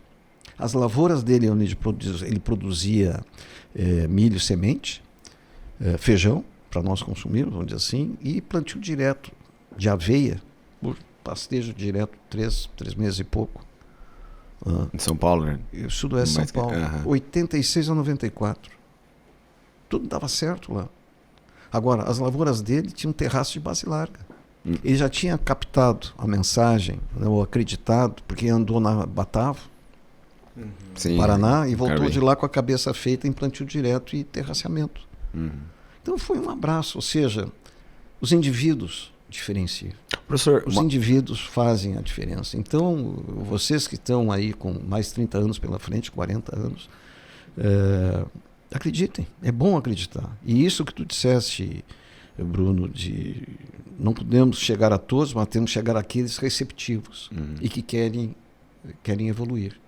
Então, cada vez mais tem conhecimento, a informática está aí, as redes, né? É mais fácil difundir conhecimento. Agora, o pessoal tem que, nas redes, tem que aprender. Não adianta perguntar como é que está o Zuri no Quaraí, em relação a Passo Fundo, ou de Uruguaiana para Guaíba. Como é que foi? Não, para um pouquinho. Qual é o exame de sangue da Terra? Qual é o exame de sangue da Terra? É aquilo que eu disse inicialmente, se nós 4 aqui irmos a um consultório médico, qual é o receituário que nós vamos receber? Então, nós temos que nos conscientizar, e aí vem a necessidade de difusão de tecnologia, de conhecimento. De conhecimento. Puxar esse gancho aí, professor. E isso aí, segura, isso aí depende muito da vontade do aluno. Aquele aluno que quer estudar, quer se aprofundar, é um aluno interessado, ele se aproxima, ele pede literatura, ele vai para o campo e volta. Observei isso, professor, o que o senhor acha? Eu até agora me lembrei, eu devo uma resposta para uma ex-aluna da zootecnia que me perguntou sobre mangueira, eu me esqueci, me lembrei agora. Desculpe, fugi da... Ele vai esquecer de novo. Tá? Ou está anotadinho. Já anota aí, professor. Mas, assim, a vontade de mudar, né? E saber que nós temos que agir. Todos vão ter ao seu tempo, devagar e sempre. Devagar e sempre. Professor, o que eu ia falar dos eventos que o senhor fez, porque também o senhor foi falando dessa coisa de conhecimento, de propagação. O senhor fez vários eventos também, né, durante toda a sua trajetória. De onde virão os terneiros, de onde virão os novilhos. Para onde irão os novilhos, né? Isso. E nesse intuito também, né? E o que o senhor buscava sempre levar lá? Como é que era a ideia de produzir esses eventos? Da onde surgiu essas ideias, assim, que o senhor mais levava lá? Veja, fazer palestras nesse estado, fiz muito. Também fui. O senhor tem o controle disso? Número de palestras, já tem isso? Até um certo tempo eu registrava, agora não tenho mais paciência de ir lá no Lattes e eu não tenho posto mais nada no Lattes. Então falta comigo mesmo. É ruim isso, muito ruim. Veja, eu fiz palestras Rio Verde, né? Me falha agora, desculpe, os 77 anos. Mas vindo mais próximo, né? Muita palestra no Rio Grande do Sul. Para quem não sabe, eu tenho um documento lá da ANC. O professor era o terror do pessoal que controlava o tempo nas palestras. Chegava no final, o cara jogava a plaquinha, nem vou botar uma placa de tempo. Mas é uma oportunidade de chegar no produtor, verdade. Eu nem conto das aulas as turmas da veterinária, que quando com aula na agronomia, elas precisavam atender às 10h30 bolsistas de iniciação, então elas tinham que ir embora. E eu sempre comecei pontualmente, né? Eu chegava 5, 10, 15 minutos antes, sabia a hora que começar. E se começava a chegar no atrasado, bom, semana que vem, quem chegar atrasado não entra, a porta vai estar fechada. Tem horário para começar, agora nunca tive horário para terminar. Aí atrasava 5, 10 minutos, enfim. Mas várias palestras, porque é uma maneira de chegar no produtor. Eu aí volto a reconhecer alguns mestres que eu tive que tinham prazer de interagir com o produtor e levar conhecimento. E esse De Onde Virão os Terneiros, eu fui invernador em Jaguarão, fui proprietário na Quitéria quando voltei da Austrália, em 79, em 80 comprei uma área pequena típica de Serra do Sudeste, a 30 quilômetros de Dom Feliciano, 52 de Encruzilhada, 3 horas de Porto Alegre, pela 290, 60 quilômetros de terra, subindo e descendo o cerro. Vou pegar um típico, né? Uma situação da Austrália mesmo. Vou fazer um negócio difícil, não posso ir pra fácil. Para ir final de semana, sexta tarde, com criança pequena, olha, tive e tenho até hoje uma parceira, a minha esposa, fantástica. Não tinha feito menção ainda. Mas quando a soja me correu de Jaguarão, porque eu entrei em Jaguarão com um padre, colega, amigo das confianças, para limpar arroz vermelho. 2 anos de azevém e trevo branco para reduzir o arroz vermelho, e ele voltava com... Na 7ª tentativa de soja, deu certo. Colheu 53. Daí ele fez as contas, olha aqui, ó. Muito obrigado. Obrigado pela limpeza, e foi muito bom para mim aquilo. Enfim, todas as etapas que eu vivi foram ótimas, né? Eu tenho saudades de todas. E eu cheguei, o presidente Esperoto, e eu disse, olha, os indicadores, sim, porque eu dava aula, eu pegava esses dados, né? Não é só de agora que eu tenho os dados. Eu pegava os dados, olha aqui, como é que a soja não vai entrar? Eu fazia invernada lá. Invernava de tudo. O que era negócio, saía novilho precoce e saía boi de 4, 5 anos. Mas eu já comprava eles velhos, invernava vaca, enfim. Eu cheguei no presidente Esperoto, a expansão da soja é 2012, junho de 2012, às 6 ou 7 da tarde aqui, ali na Farsul. E nós temos que fazer alguma coisa. Olha os indicadores da pecuária. Nós temos que fazer alguma coisa. Isso foi uma quarta-feira. Na sexta-feira à tarde me liga o Tonico Aguinaga e diz, professor, o senhor pode vir aqui segunda-feira e tal. E eu disse, olha, cara, aconteceu assim, eu posso ir agora. Aí fui. E na segunda-feira voltei e ele me apresentou o Teles, que então era o diretor técnico do Senar. E ali começamos, e aí o ex-presidente esperou assim, mas que título nós vamos dar? Pé no barro, pé na pecuária, né? E o Esperoto, saindo numa mesa de reuniões, indo em direção à sua escrivaninha, disse assim, de onde virão os terneiros? E rotulou, de onde virão os terneiros. Fizemos no Morotim, que vocês tanto conhecem, da Santa Maria de vocês. Não foi o mosaico. Não, sim, mas do mosaico a gente conhece. Sim. E o senhor palestrou lá, inclusive. Exato. Tinha lá 750 naquele fantástico primeiro, de onde virão 750, não era 760, pouco mais de 750. Que o Esperoto disse, mas olha isso aí e tal. Tem avô com neto aqui, o pessoal que ele conhecia, afinal o presidente da Farsul, e irradiava. E ali veio o primeiro, né? E ali o que se montou? O que se montou e procurei colocar? Botei, logicamente, ex-orientados meus que eu acreditava no conteúdo, outros colegas de outras instituições do Uruguai. Em 2012 veio o professor David Riley. 2015, eu disse para o Esperoto, está bombando nutrição fetal.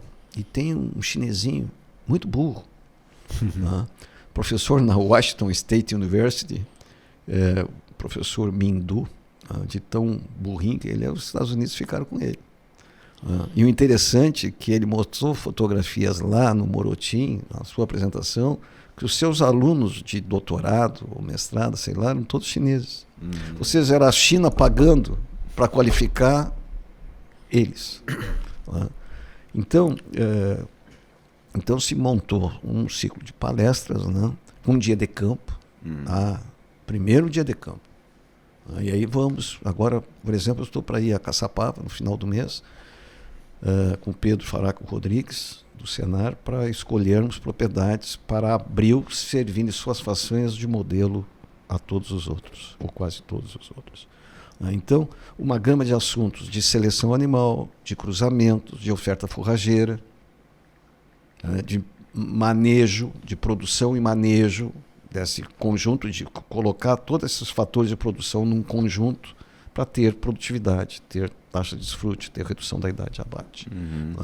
Então, já para onde irão os novilhos, nós estávamos em Jaguari, numa jornada terneiros, e até 2015, Joesley Batista e o irmão compravam aqui nos últimos 5 anos, aqueles últimos 5 anos, cerca de 800, 900 novilhos de sobreano por semana. Eles levavam para fazer confinamento lá, né? E faziam Levavam para Guaciara. Swift Black, isso aí. Aquele foi o Marcelo Chimbo, que enquanto funcionário criou a marca Swift Black, levava Hereford, Angus, Brangus, Braford, não podia ter cupim.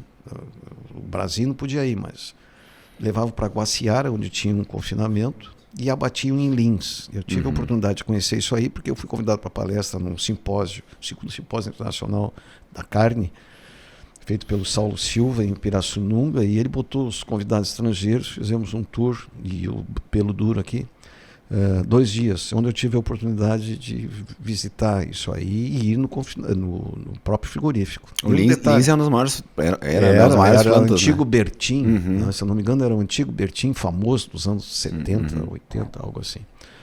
Bom, isso foi até 2015. E nesse interim, com o avanço da inseminação, da IATF, avançou o cruzamento. No Centro-Oeste começaram a nascer, né? Os meio-sangue.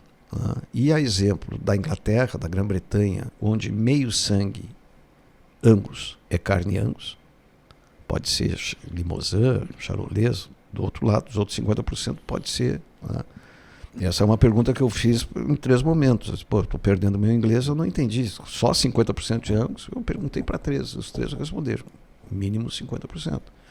Ou seja, carne Angus hoje, especialmente a exportada, né? É uma carne de meio sangue zebu do Centro-Oeste brasileiro. Ou seja, desfrutando a heterozigose, que nós temos que fazer isso no Rio Grande do Sul. Tá? E uma das coisas que eu me bato, o pessoal vê animal padrão racial, lote uniforme, e chama de genética. Olha a genética em pista. Tá? Olha, gostam de comprar tapete, né? Professor, na sua opinião, então, olhando para isso aí, pela sua visão, teria que inseminar Nelore nos animais aqui?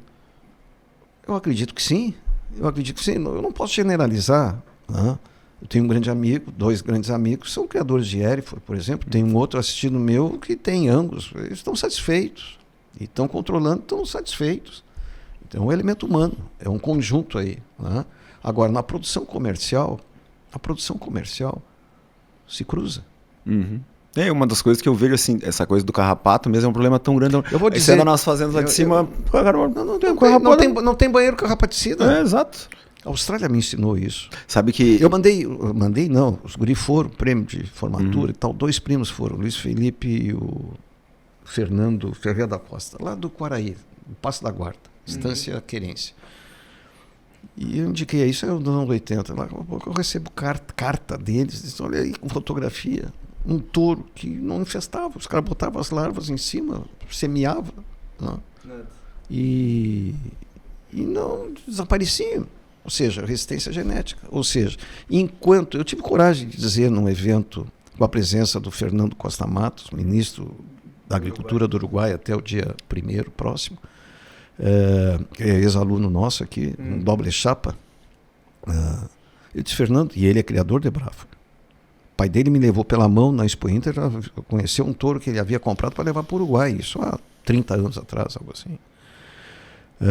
Fernando, parabéns pela equipe, os colegas do Uruguai, a qualidade, tá, mas o que eu estou sabendo é que vocês estão muito mais carrapato, vocês estão mostrando muito mais carrapato do que eu tenho aqui no mapa, no meu telefone, mandado pelo colega Maneco Soares de Lima, do INEA Taquarembó. Bom, resumo. Ele me deu a palavra no final, naquela sexta-feira, e eu fui ao palco. E tive coragem de dizer. Né? E aí enumerei que a paixão que eles têm pela vaca pampa, eu via isso no brilho dos olhos do grande Álvaro Simeone, hoje uma estrela uruguaia no mundo da zootecnia, esposo da Virgínia Beretta, que o Álvaro brilhava os olhos quando falava da vaca pampa. E realmente, um gadaço, né? Sim, lindo. Mas o carrapato está um problema para eles. E aí eu tive para dizer, com todo respeito, vocês têm regiões do Uruguai que são climas subtropicais. E, portanto, vocês têm carrapato. O bom, meu caro, só conto que é bom, né? As agruras não se contam. Mas eu fui aplaudido em 2 momentos e ao final, já lá embaixo, 5 produtores vieram me cumprimentar. 3 senhoras e 2 homens. Tá? Que concordavam com o que eu havia dito. Ou seja, enquanto a ciência não resolver a resistência, aumentar a resistência à infestação do carrapato geneticamente, nós estamos deixando de produzir mais leite, menos custos operacionais. Perenheza, professor, só de manejo. Vamos chegar lá. Couro melhor, menor infestação, maior produção de leite, maior peso ao desmame. E, logicamente, não adianta só cruzar, tem que cruzar com o que é bom. Uhum. Eu trouxe durante 7 anos, da CFM e depois da Jacarezinho, 2 touros para o Bruno, 5 para o Armindo, 10 para o Cândido, 10 para o Luiz Paulo, e uns 35, 40 touros ano. Eu ia lá escolher os touros. Tourinho 2 anos, cheio de índices. Ou seja, conteúdo genético, não somente Nelore. Eu recordo ao dizer isso que em 73 eu fui fazer uma palestra em Dom Pedrito e ao lado do parque ali, não na frente, mas na lateral, tinha um caminhão toco, ou truque, sei lá, e eu espiei o que tinha. Bois Nelores. Aqui vendidos como touros. 73. Eu tenho essa imagem. O Hotel Alexandre não tinha sido reformado. mas é uma coisa assim que nós, né, a gente desbravou o Brasil Central aí e todo mundo que vai pra lá, né, Bruno? É impressionante assim, o pessoal aqui do Rio Grande do Sul vai pra lá, olha aquelas vacas assim e volta e fala assim, cara, é um negócio absurdo. É uma evolução genética, outro porque tem um preconceito, assim, Nelore, o zebu, né? Todo mundo fala, o zebu porque pega muito cruzado, que teve lá de trás e tal. Mas é a mesma coisa. O que veio pra cá foi o que veio do refúgio veio pra cá e o nosso refúgio foi pra lá também, né? E o pessoal também, e hoje vendo a mescla, o próprio Nelore fez o dever de casa muito bem feito. Muito bem feito. Uma base genética absurda. Como é que o senhor vê essa questão? Passou, tinha um outro ponto para comentar, vamos dizer que... Daqui a pouco eu volto. Como é que o senhor vê essa questão toda do consumo de carne? Hoje, né, o senhor começou dizendo, né, eu não como graxa, eu como costela. Não compro osso. Como é que o senhor vê toda essa questão na sua visão do consumo de carne, que já era bom, virou vilã, voltou a ser boa, agora é vilã, essas coisas que vão mudando Eu acho que muitas vezes se dá muito valor ou revolta quando condenam a carne, né? A carne, como eu falei 2 vezes em Congresso Brasileiro de Cardiologia e estudei para falar, 2006 e 2012, no 66º, o primeiro foi carne bovina, mitos e verdades. Eu passei 90 dias estudando, fui fazer revisão bibliográfica. Né? Carne bovina é componente de uma dieta equilibrada. Agora, eu costumava ironizar, eu não gosto de canjica. Não gosto de canjica. Horror de canjica. Agora, eu chego no Tarso Costa, amigo de Lavras, que os terneiros de 2015 nos tornou amigos. E eu com os alunos e alunas. E ele disse, professor, vamos lá que eu vou lhe mostrar. Trouxe o melhor cozinheiro de Lavras, que faz uma canjica. Quando eu entrei na cozinha...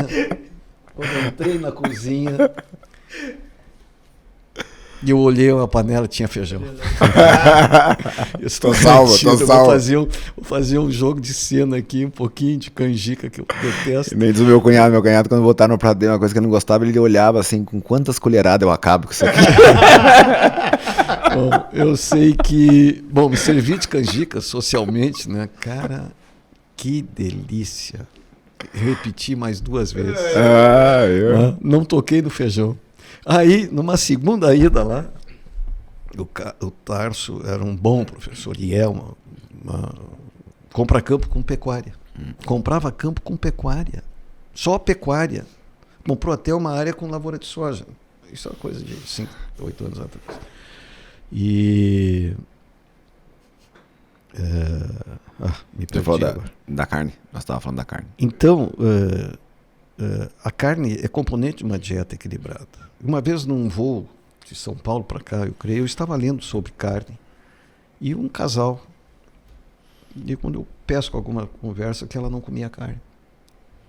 Me intrometi, dei um jeito de olhar. Ela me olhou e disse: a senhora está ouvindo, a senhora não come carne? Não, não como. Eu disse: eu sou adepto, eu sou assim, assado. E a senhora compra algum complemento mineral, vitamínico? Compro. Me deu a chance de dizer: você não está com uma dieta equilibrada, a carne vai lhe ajudar. Sim, num diálogo formidável, agradável, né?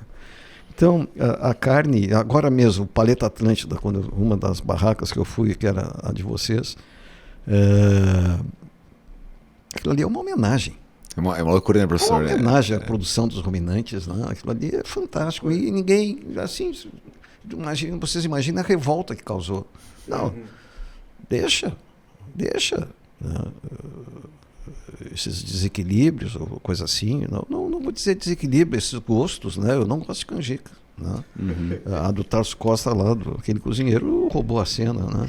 Então, assim, nós temos que ser muito tranquilos. Carne é isso, carne é aquilo. E aí, vindo, talvez, a condução do trabalho, com a ajuda médica dentro do cardiologia. Isso é legal, professor, fazer um recorte aqui, porque o senhor conduziu um trabalho junto com o Instituto de Cardiologia, né? Para avaliar o impacto da carne na saúde das pessoas, isso? Doutor Irã Castro, que já foi presidente da Sociedade Brasileira de Cardiologia, dizia nos meus check-ups de dezembro que tu come carne demais. Eu dizia: eu como, mas não como gordura. A não ser que conduzir um trabalho. Isso todos os dezembros, ficamos amigos, sou muito grato a ele. O senhor duvidava, falava assim: não é a carne que está me fazendo isso aqui? Não, mas eu estava sempre bem, né? Sempre bem, até que ele descobriu que eu tinha um sopro, né? Ele não precisava ter descoberto, né? Quando chegou o momento e eu perguntava, e está tudo tranquilo. Só que eu acho que foi 2016, assim, agora eu quero te ver a cada 6 meses, porque tua válvula se mexeu e tal. E eu acho que 2 anos depois, 18, eu operei, troquei, tive o azar de contrair uma infecção hospitalar. Tive que voltar por 3 vezes. Na terceira me trocaram a válvula suína. E aí eu vi, por sinal, domingo passado encontrei o cirurgião, fui dar um abraço. O Paulo Prates está aí, fui lá, fui lá dar um abraço no Paulo Prates. Afinal, eu detesto a ti, mas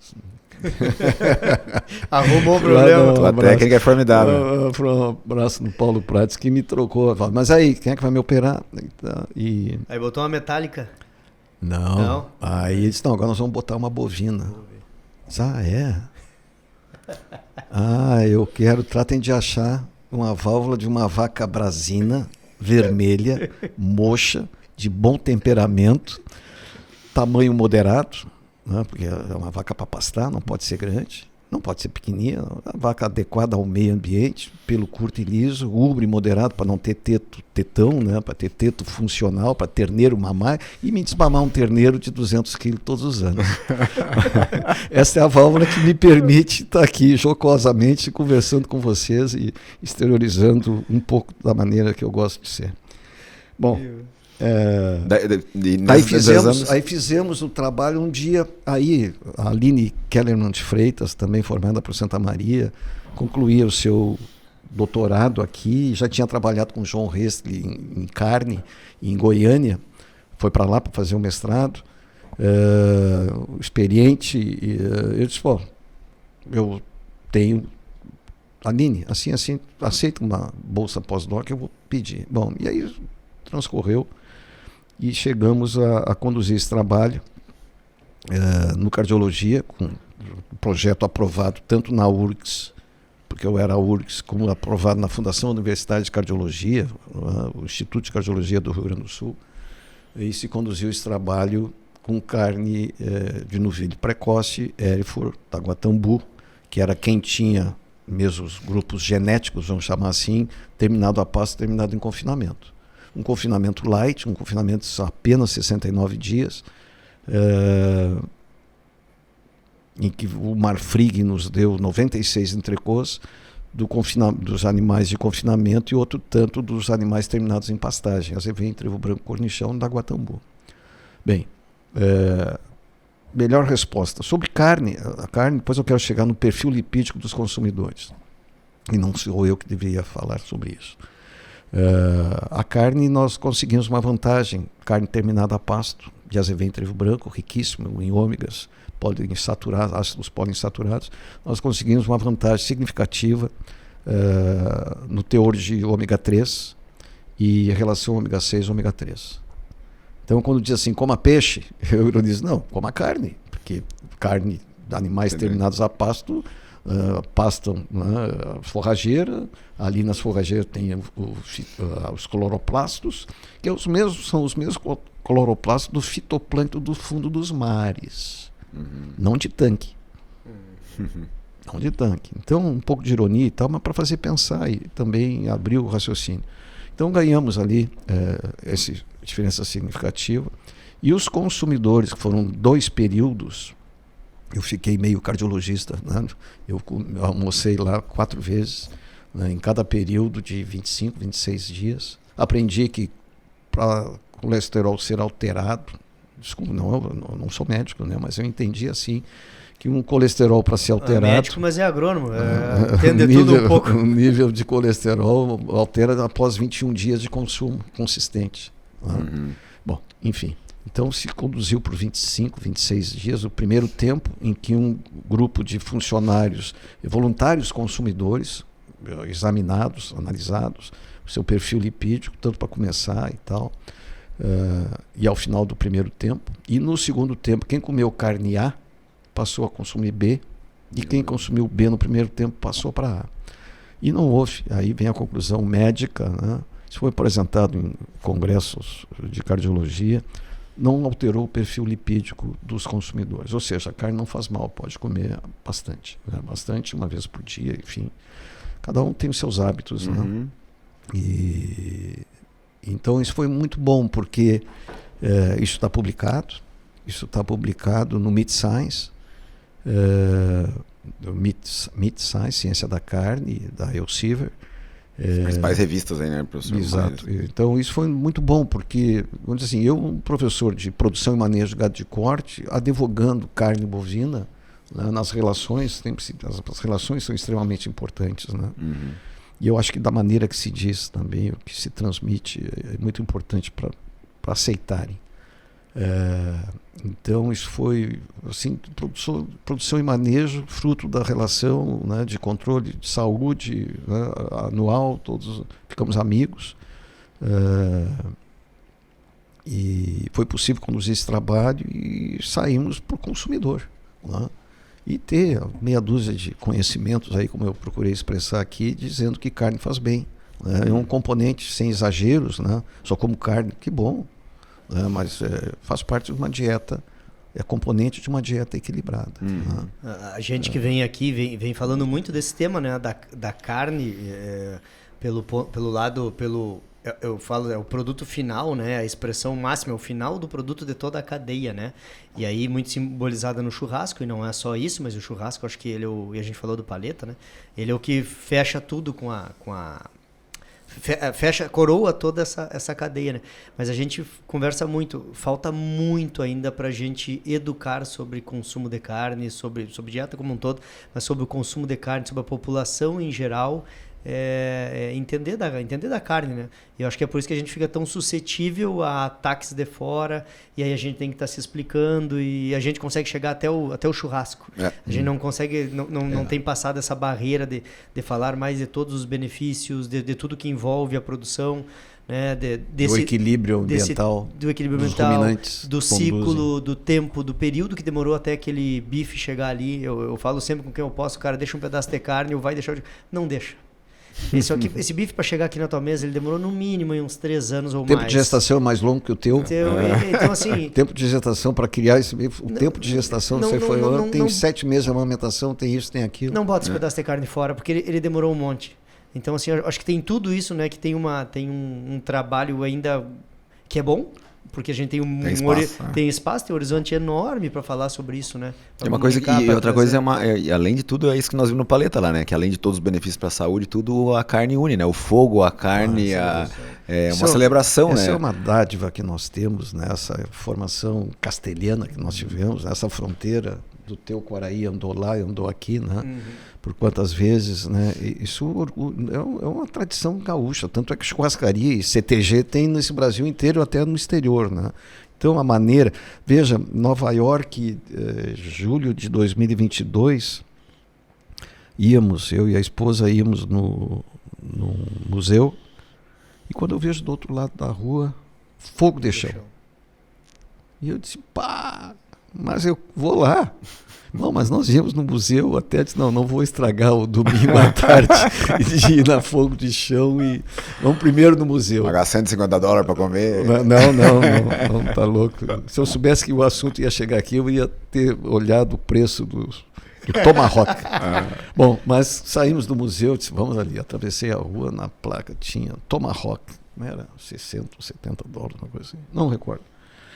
Entrei. Quando eu entro, tem um balcão, tinha uma menina recepcionista, eu olho para cima, atrás, quem eu vejo? Paixão Cortes. A estátua do laçador. Eu sou muito grato ao Paixão Cortes, porque quando eu fui para a Austrália fazer o doutorado, ele era chefe da ovinotecnia, eu quero voltar no fogo de chão, não posso me esquecer. E cheguei lá e disse, Paixão, ele era responsável pela ovinotecnia e tal, sei onde é que é a sala dele, é a sala do Fernando Groff hoje. E, tia Paixão, tu não grava umas músicas gaúchas boas, né? Essas coisas muito mais modernas, eu não gosto, não estou gostando, mas as músicas boas. Bom, chego lá, eu acho que final de dezembro, e aí, Paixão, as fitas, já usei as tuas fitas, gravei, mas não, quando é que tu viaja? Eu viajo dia 9 ou 10, pode vir buscar tal dia que vão estar aqui. Eu levei 2 fitas cassete. Que volta e meia na solidão do outro lado do mundo, 13 horas de diferença, né? Demais. E o pior foi uma vez que meu experimento, meus animais comiam 1 quilo de suplemento e estercavam como se tivesse comido 3 ou 4. Estava tudo uma mixórdia que não dava certo, e o intervalo de tempo, e os meus pais aqui.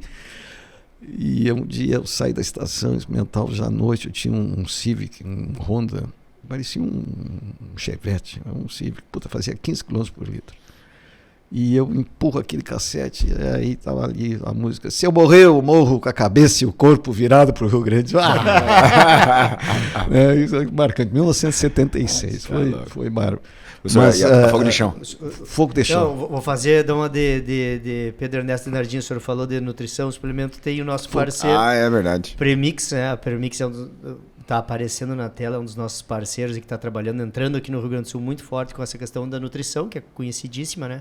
Tem toda a parte forrageira e também tem a parte de nutrição. Então, para não ter esse problema, procura o pessoal da Premix. Agora vamos voltar para Fogo de Chão. Eu agradeço a eles, né? Por permitir esse momento tão agradável de abrir o coração e que eu espero que seja sendo entendido posteriormente. Fogo de Chão. Aí estava lá em cobre, né? O laçador. Diz, tá ali o Paixão Cortes, né? E aí, sou assim, sou assado, cidade, assim. E aí descia, tinha uma escada que descia. Disse, posso fotografar? Posso ir lá embaixo? Tá. Sou turista, assim, isso aqui. Aí eu fui, né? Então, churrascaria está em todo lugar. Aí, e os garçons, piochados, espeto na mão, eu tenho fotografia, eu passei a usar isso em palestra, ou seja, é como diz o Gresselê, né? Os mexicanos tudo de gaúcho. Nós temos a possibilidade desse folclore, dessa tradição, melhor dizendo, né? Que colonizou dessa fronteira, faz parte da história do Rio Grande, que tanto nós nos orgulhamos, né? E temos por que se orgulhar. E isso mostra, compreendeu, que nós temos, além da produção de carne, e esse é outro ponto, né? Nós já enchíamos containers de Cota Hilton nos anos 80. Hoje não temos mais, compreendeu? Então, aí desviando um pouco, e sei lá quando é que vamos terminar, mas nós temos 3-4 plantas frigoríficas exportadoras, né? Nós temos que encher essas plantas de gado. Nós temos quase 12 milhões de cabeças. Alguns duvidam que são de fato 11 milhões e 700 mil, coisa assim.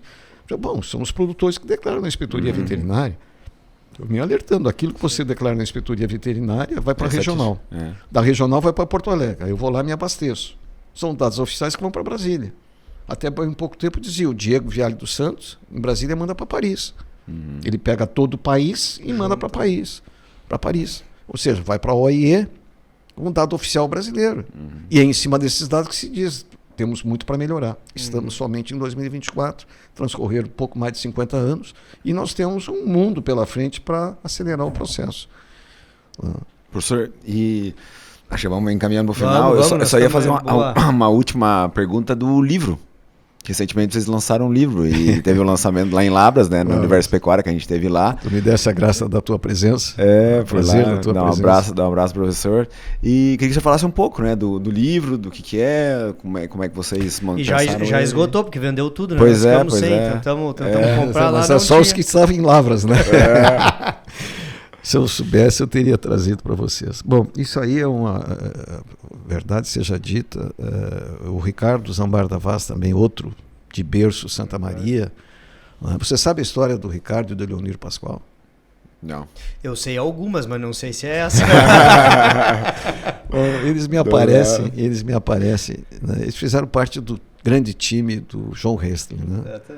E eles me aparecem um dia querendo fazer o doutorado e me queriam como orientador. Disse, o que vocês querem? Vocês já sabem tudo. Vocês querem? Vamos aprender a fazer conta, vamos fazer doutorado na economia, no IEP, no negócio, vamos fazer conta. Vocês sabem tudo. Outro que me consultou, nós estávamos em Piracicaba, foi o Fabiano. Ele disse, não, cara. Bom, o Ricardo e o Léo voltaram um mês ou dois depois. Disse, não, professor, tem que ser com o senhor. Eu acolhi eles, né? Homens maduros, né? Um abraço. Né? Eu era o responsável pelos papéis, né? E eles, fantásticos. Temos uma muito boa amizade, confiança. Confiança é tudo. Não se pode perder a confiança do próximo. E o Ricardo vinha insistindo já há mais tempo que nós tínhamos que botar num livro e tal. E isso começou e foi tomando formato, né? E foi uma maneira, né, de procurar botar tecnicamente, mas também de uma maneira, espero eu, mais acessível, a gama de resultados, que eu costumo dizer, de resultados que o Departamento de Zootecnia ou a Faculdade de Agronomia, onde eu fui sediado, junto com Santa Maria, né, com os dois departamentos de zootecnia, produziram, e associado, logicamente, tudo se usou literatura, muita literatura estrangeira, para complementar os raciocínios, os conhecimentos e colocar em prática, né? Procurar trazer para as condições do Rio Grande do Sul, brasileiro, condições de pastejo, nessas interações genótipo-ambiente e tal, um pouco daquilo, né, que o departamento produziu e os nossos departamentos produziram. O Ricardo convidou o Adriano, também berço Santa Maria, que eu acolhi aqui para mestrado, doutorado. No doutorado eu fui responsável por ele, né? Ele fez mais na engenharia de produção, mas estava matriculado lá na nossa zootecnia. E o Browner de Pelotas, né? E aí tem, sei lá quantas páginas, né? De pressão de seleção, por precocidade sexual, por fertilidade, oferta de pasto, de suplementação em determinados períodos, enfim, técnicas da reprodução. Eu espero que esse livro, né, e quem escreve fica. Né? E eu já fui muito mais assíduo. Né? Esses dias eu mandei para o jornalista-chefe da Farsul um artigo escrito por mim em 69.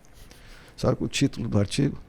No Absolvimento Rural do Correio do Povo, era um terceiranista da agronomia, Nossa Crise. Em 69 já existia a crise. Né? Eu vinha de Piratini, Pinheiro Machado, com os ouvidos cheios, né, da crise. Então, em 69 tinha crise. Em 68 tinha crise, desculpe. O artigo de 68 é Nossa Crise. E o 69 era uma nova esperança para a agropecuária.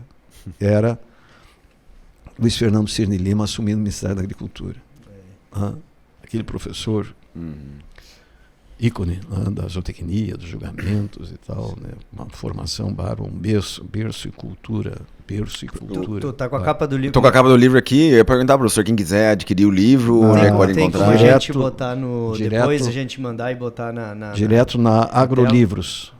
E a Agrolivros eu acho que tinha que vender até Quem mais tá olhando caro. aqui, né? ó, Tá vendendo. Acho que depois o Rafa consegue botar na tela e vai puxa a gente... E gado de cria, é isso? Gado de cria, a base da pecuária de corte. Exato. É isso aí. Professor Ricardo Passamos. Vaso, José Piva Lobato e o João Reste. o grande João Reste, né? É uma maneira de chamar atenção. É a base. Sim, boa carcaça, maciez, adipócitos, marmoreio, se formam lá na barriga da vaca. Né? Enquanto gestando aquele terneiro, aquele bezerro, né? Ali está se formando aquilo que se espera vender posteriormente. Então, a base é a base. Como é que vai querer rendimento de carcaça numa vaca faminta? Não é que o faminta que não produz leite, enfim. É que vai querer que alguém valorize a carne, né, Exato. professor? Assim, ó, vocês quando se come carne, né, pá, mas que carne boa, cara. Onde é que tu compraste? Qual é a casa de carnes que tu compraste? Você pergunta, né? Tipo, onde é que tu compraste? Qual é o frigorífico? Pô, quando se come galeto, eu gosto de sobrecoxa, né? Quando se come galeto, né? Ninguém pergunta qual é a casa de carnes que vendeu aquele galeto. É uma consistência só, num ambiente controlado. Né? Aminoácidos, minerais no bico. Né? É isso que nós temos que... E jovem. É isso que nós vamos ter que trabalhar nos próximos 25, 30 ainda na evolução. Não? Eu espero acompanhar nos próximos 30. Deus quiser. Bárbaro. Precisamos acabar, terminar a conversa ótima. Estamos aí quase 1h51 aqui de papo e vai e vem. Tinha muito mais coisa. Professor, mais uma vez, é uma satisfação enorme, né? Acho que foi quem está nos acompanhando, quem está nos ouvindo, quem vai assistir, com certeza vai adorar muito esse bate-papo e com certeza muitos alunos vão lhe encontrar e vão falar também daqui, muita coisa vai vir, muita história que ficou. Tem algumas que o senhor só lembrou na memória, não pôde contar, que não, que não dá. Então, a satisfação enorme mesmo, mais uma vez, e vamos junto por mais, né? Vou sair daqui e dizer assim, pá, me esqueci disso, me esqueci daquilo, era importante dizer. Das folhas ali, acho que não tocou em duas, só que riscou, veio. O professor falou, ele estava no bastidor, né? O professor mandou, e aí, me manda o roteiro, que nós vamos falar, professor, não tem roteiro. Nós vamos bater um papo, vamos conversar de tudo um pouco, falar de pecuária de vida. Fluiu, afinal, de formado são 54 para 55 anos, né? Então, e foi... Digo para vocês e digo a quem nos ouvir que fico feliz por ter vindo aqui, obrigado por esse convite. Um programa que tem conquistado muitos e cumprimento vocês, espero ter atendido ao mesmo nível daqueles que me antecederam. Muitíssimo obrigado e o meu respeito a todos que nos ouvem, a todos os produtores. Sempre fiz pesquisa não para encher papel, não para ficar na prateleira. E sempre dizia, o seu mestrado, o seu doutorado, nós temos que levar para o campo. Tem que chegar no produtor. Isso eu dizia para todos. Perfeito. É fundamental levar o conhecimento no produtor. Afinal, a grande maioria deles não teve a oportunidade de fazer uma faculdade ou colégio que seja.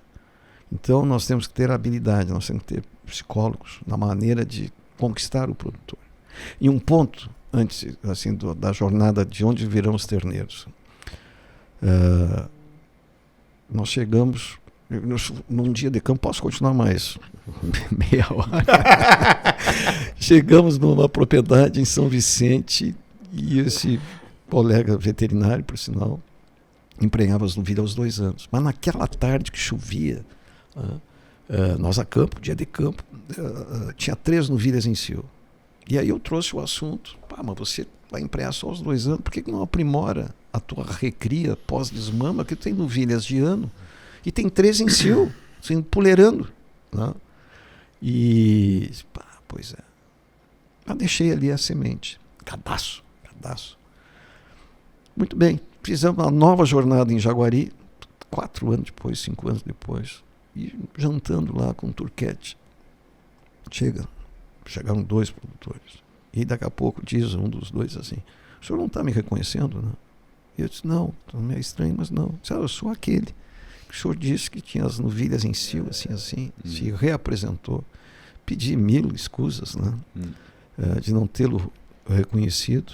E ele disse, não, eu vim lhe contar, professor, que no ano seguinte eu botei em serviço as novilhas de 14 meses. E vim lhe dizer que já estou no 2º ou 3º ano, não recordo mais. Estou muito satisfeito, muito obrigado.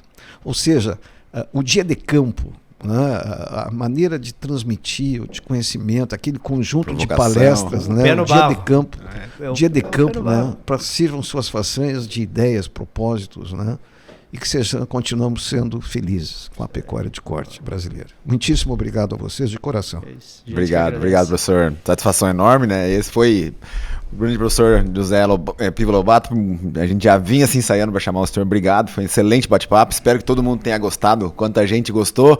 E obrigado a todos vocês que ficaram com a gente até agora. Agradecer aos nossos parceiros aí, a CIA Brasil, San Esteban, Premix, Inex e Ericite. Obrigado. Não esqueça de seguir a gente nas redes sociais, @Pé-no-Barro-Podcast, Armindo Bart, @BP Quadros. Um grande abraço e até o próximo Pé no Barro Podcast. Valeu, até!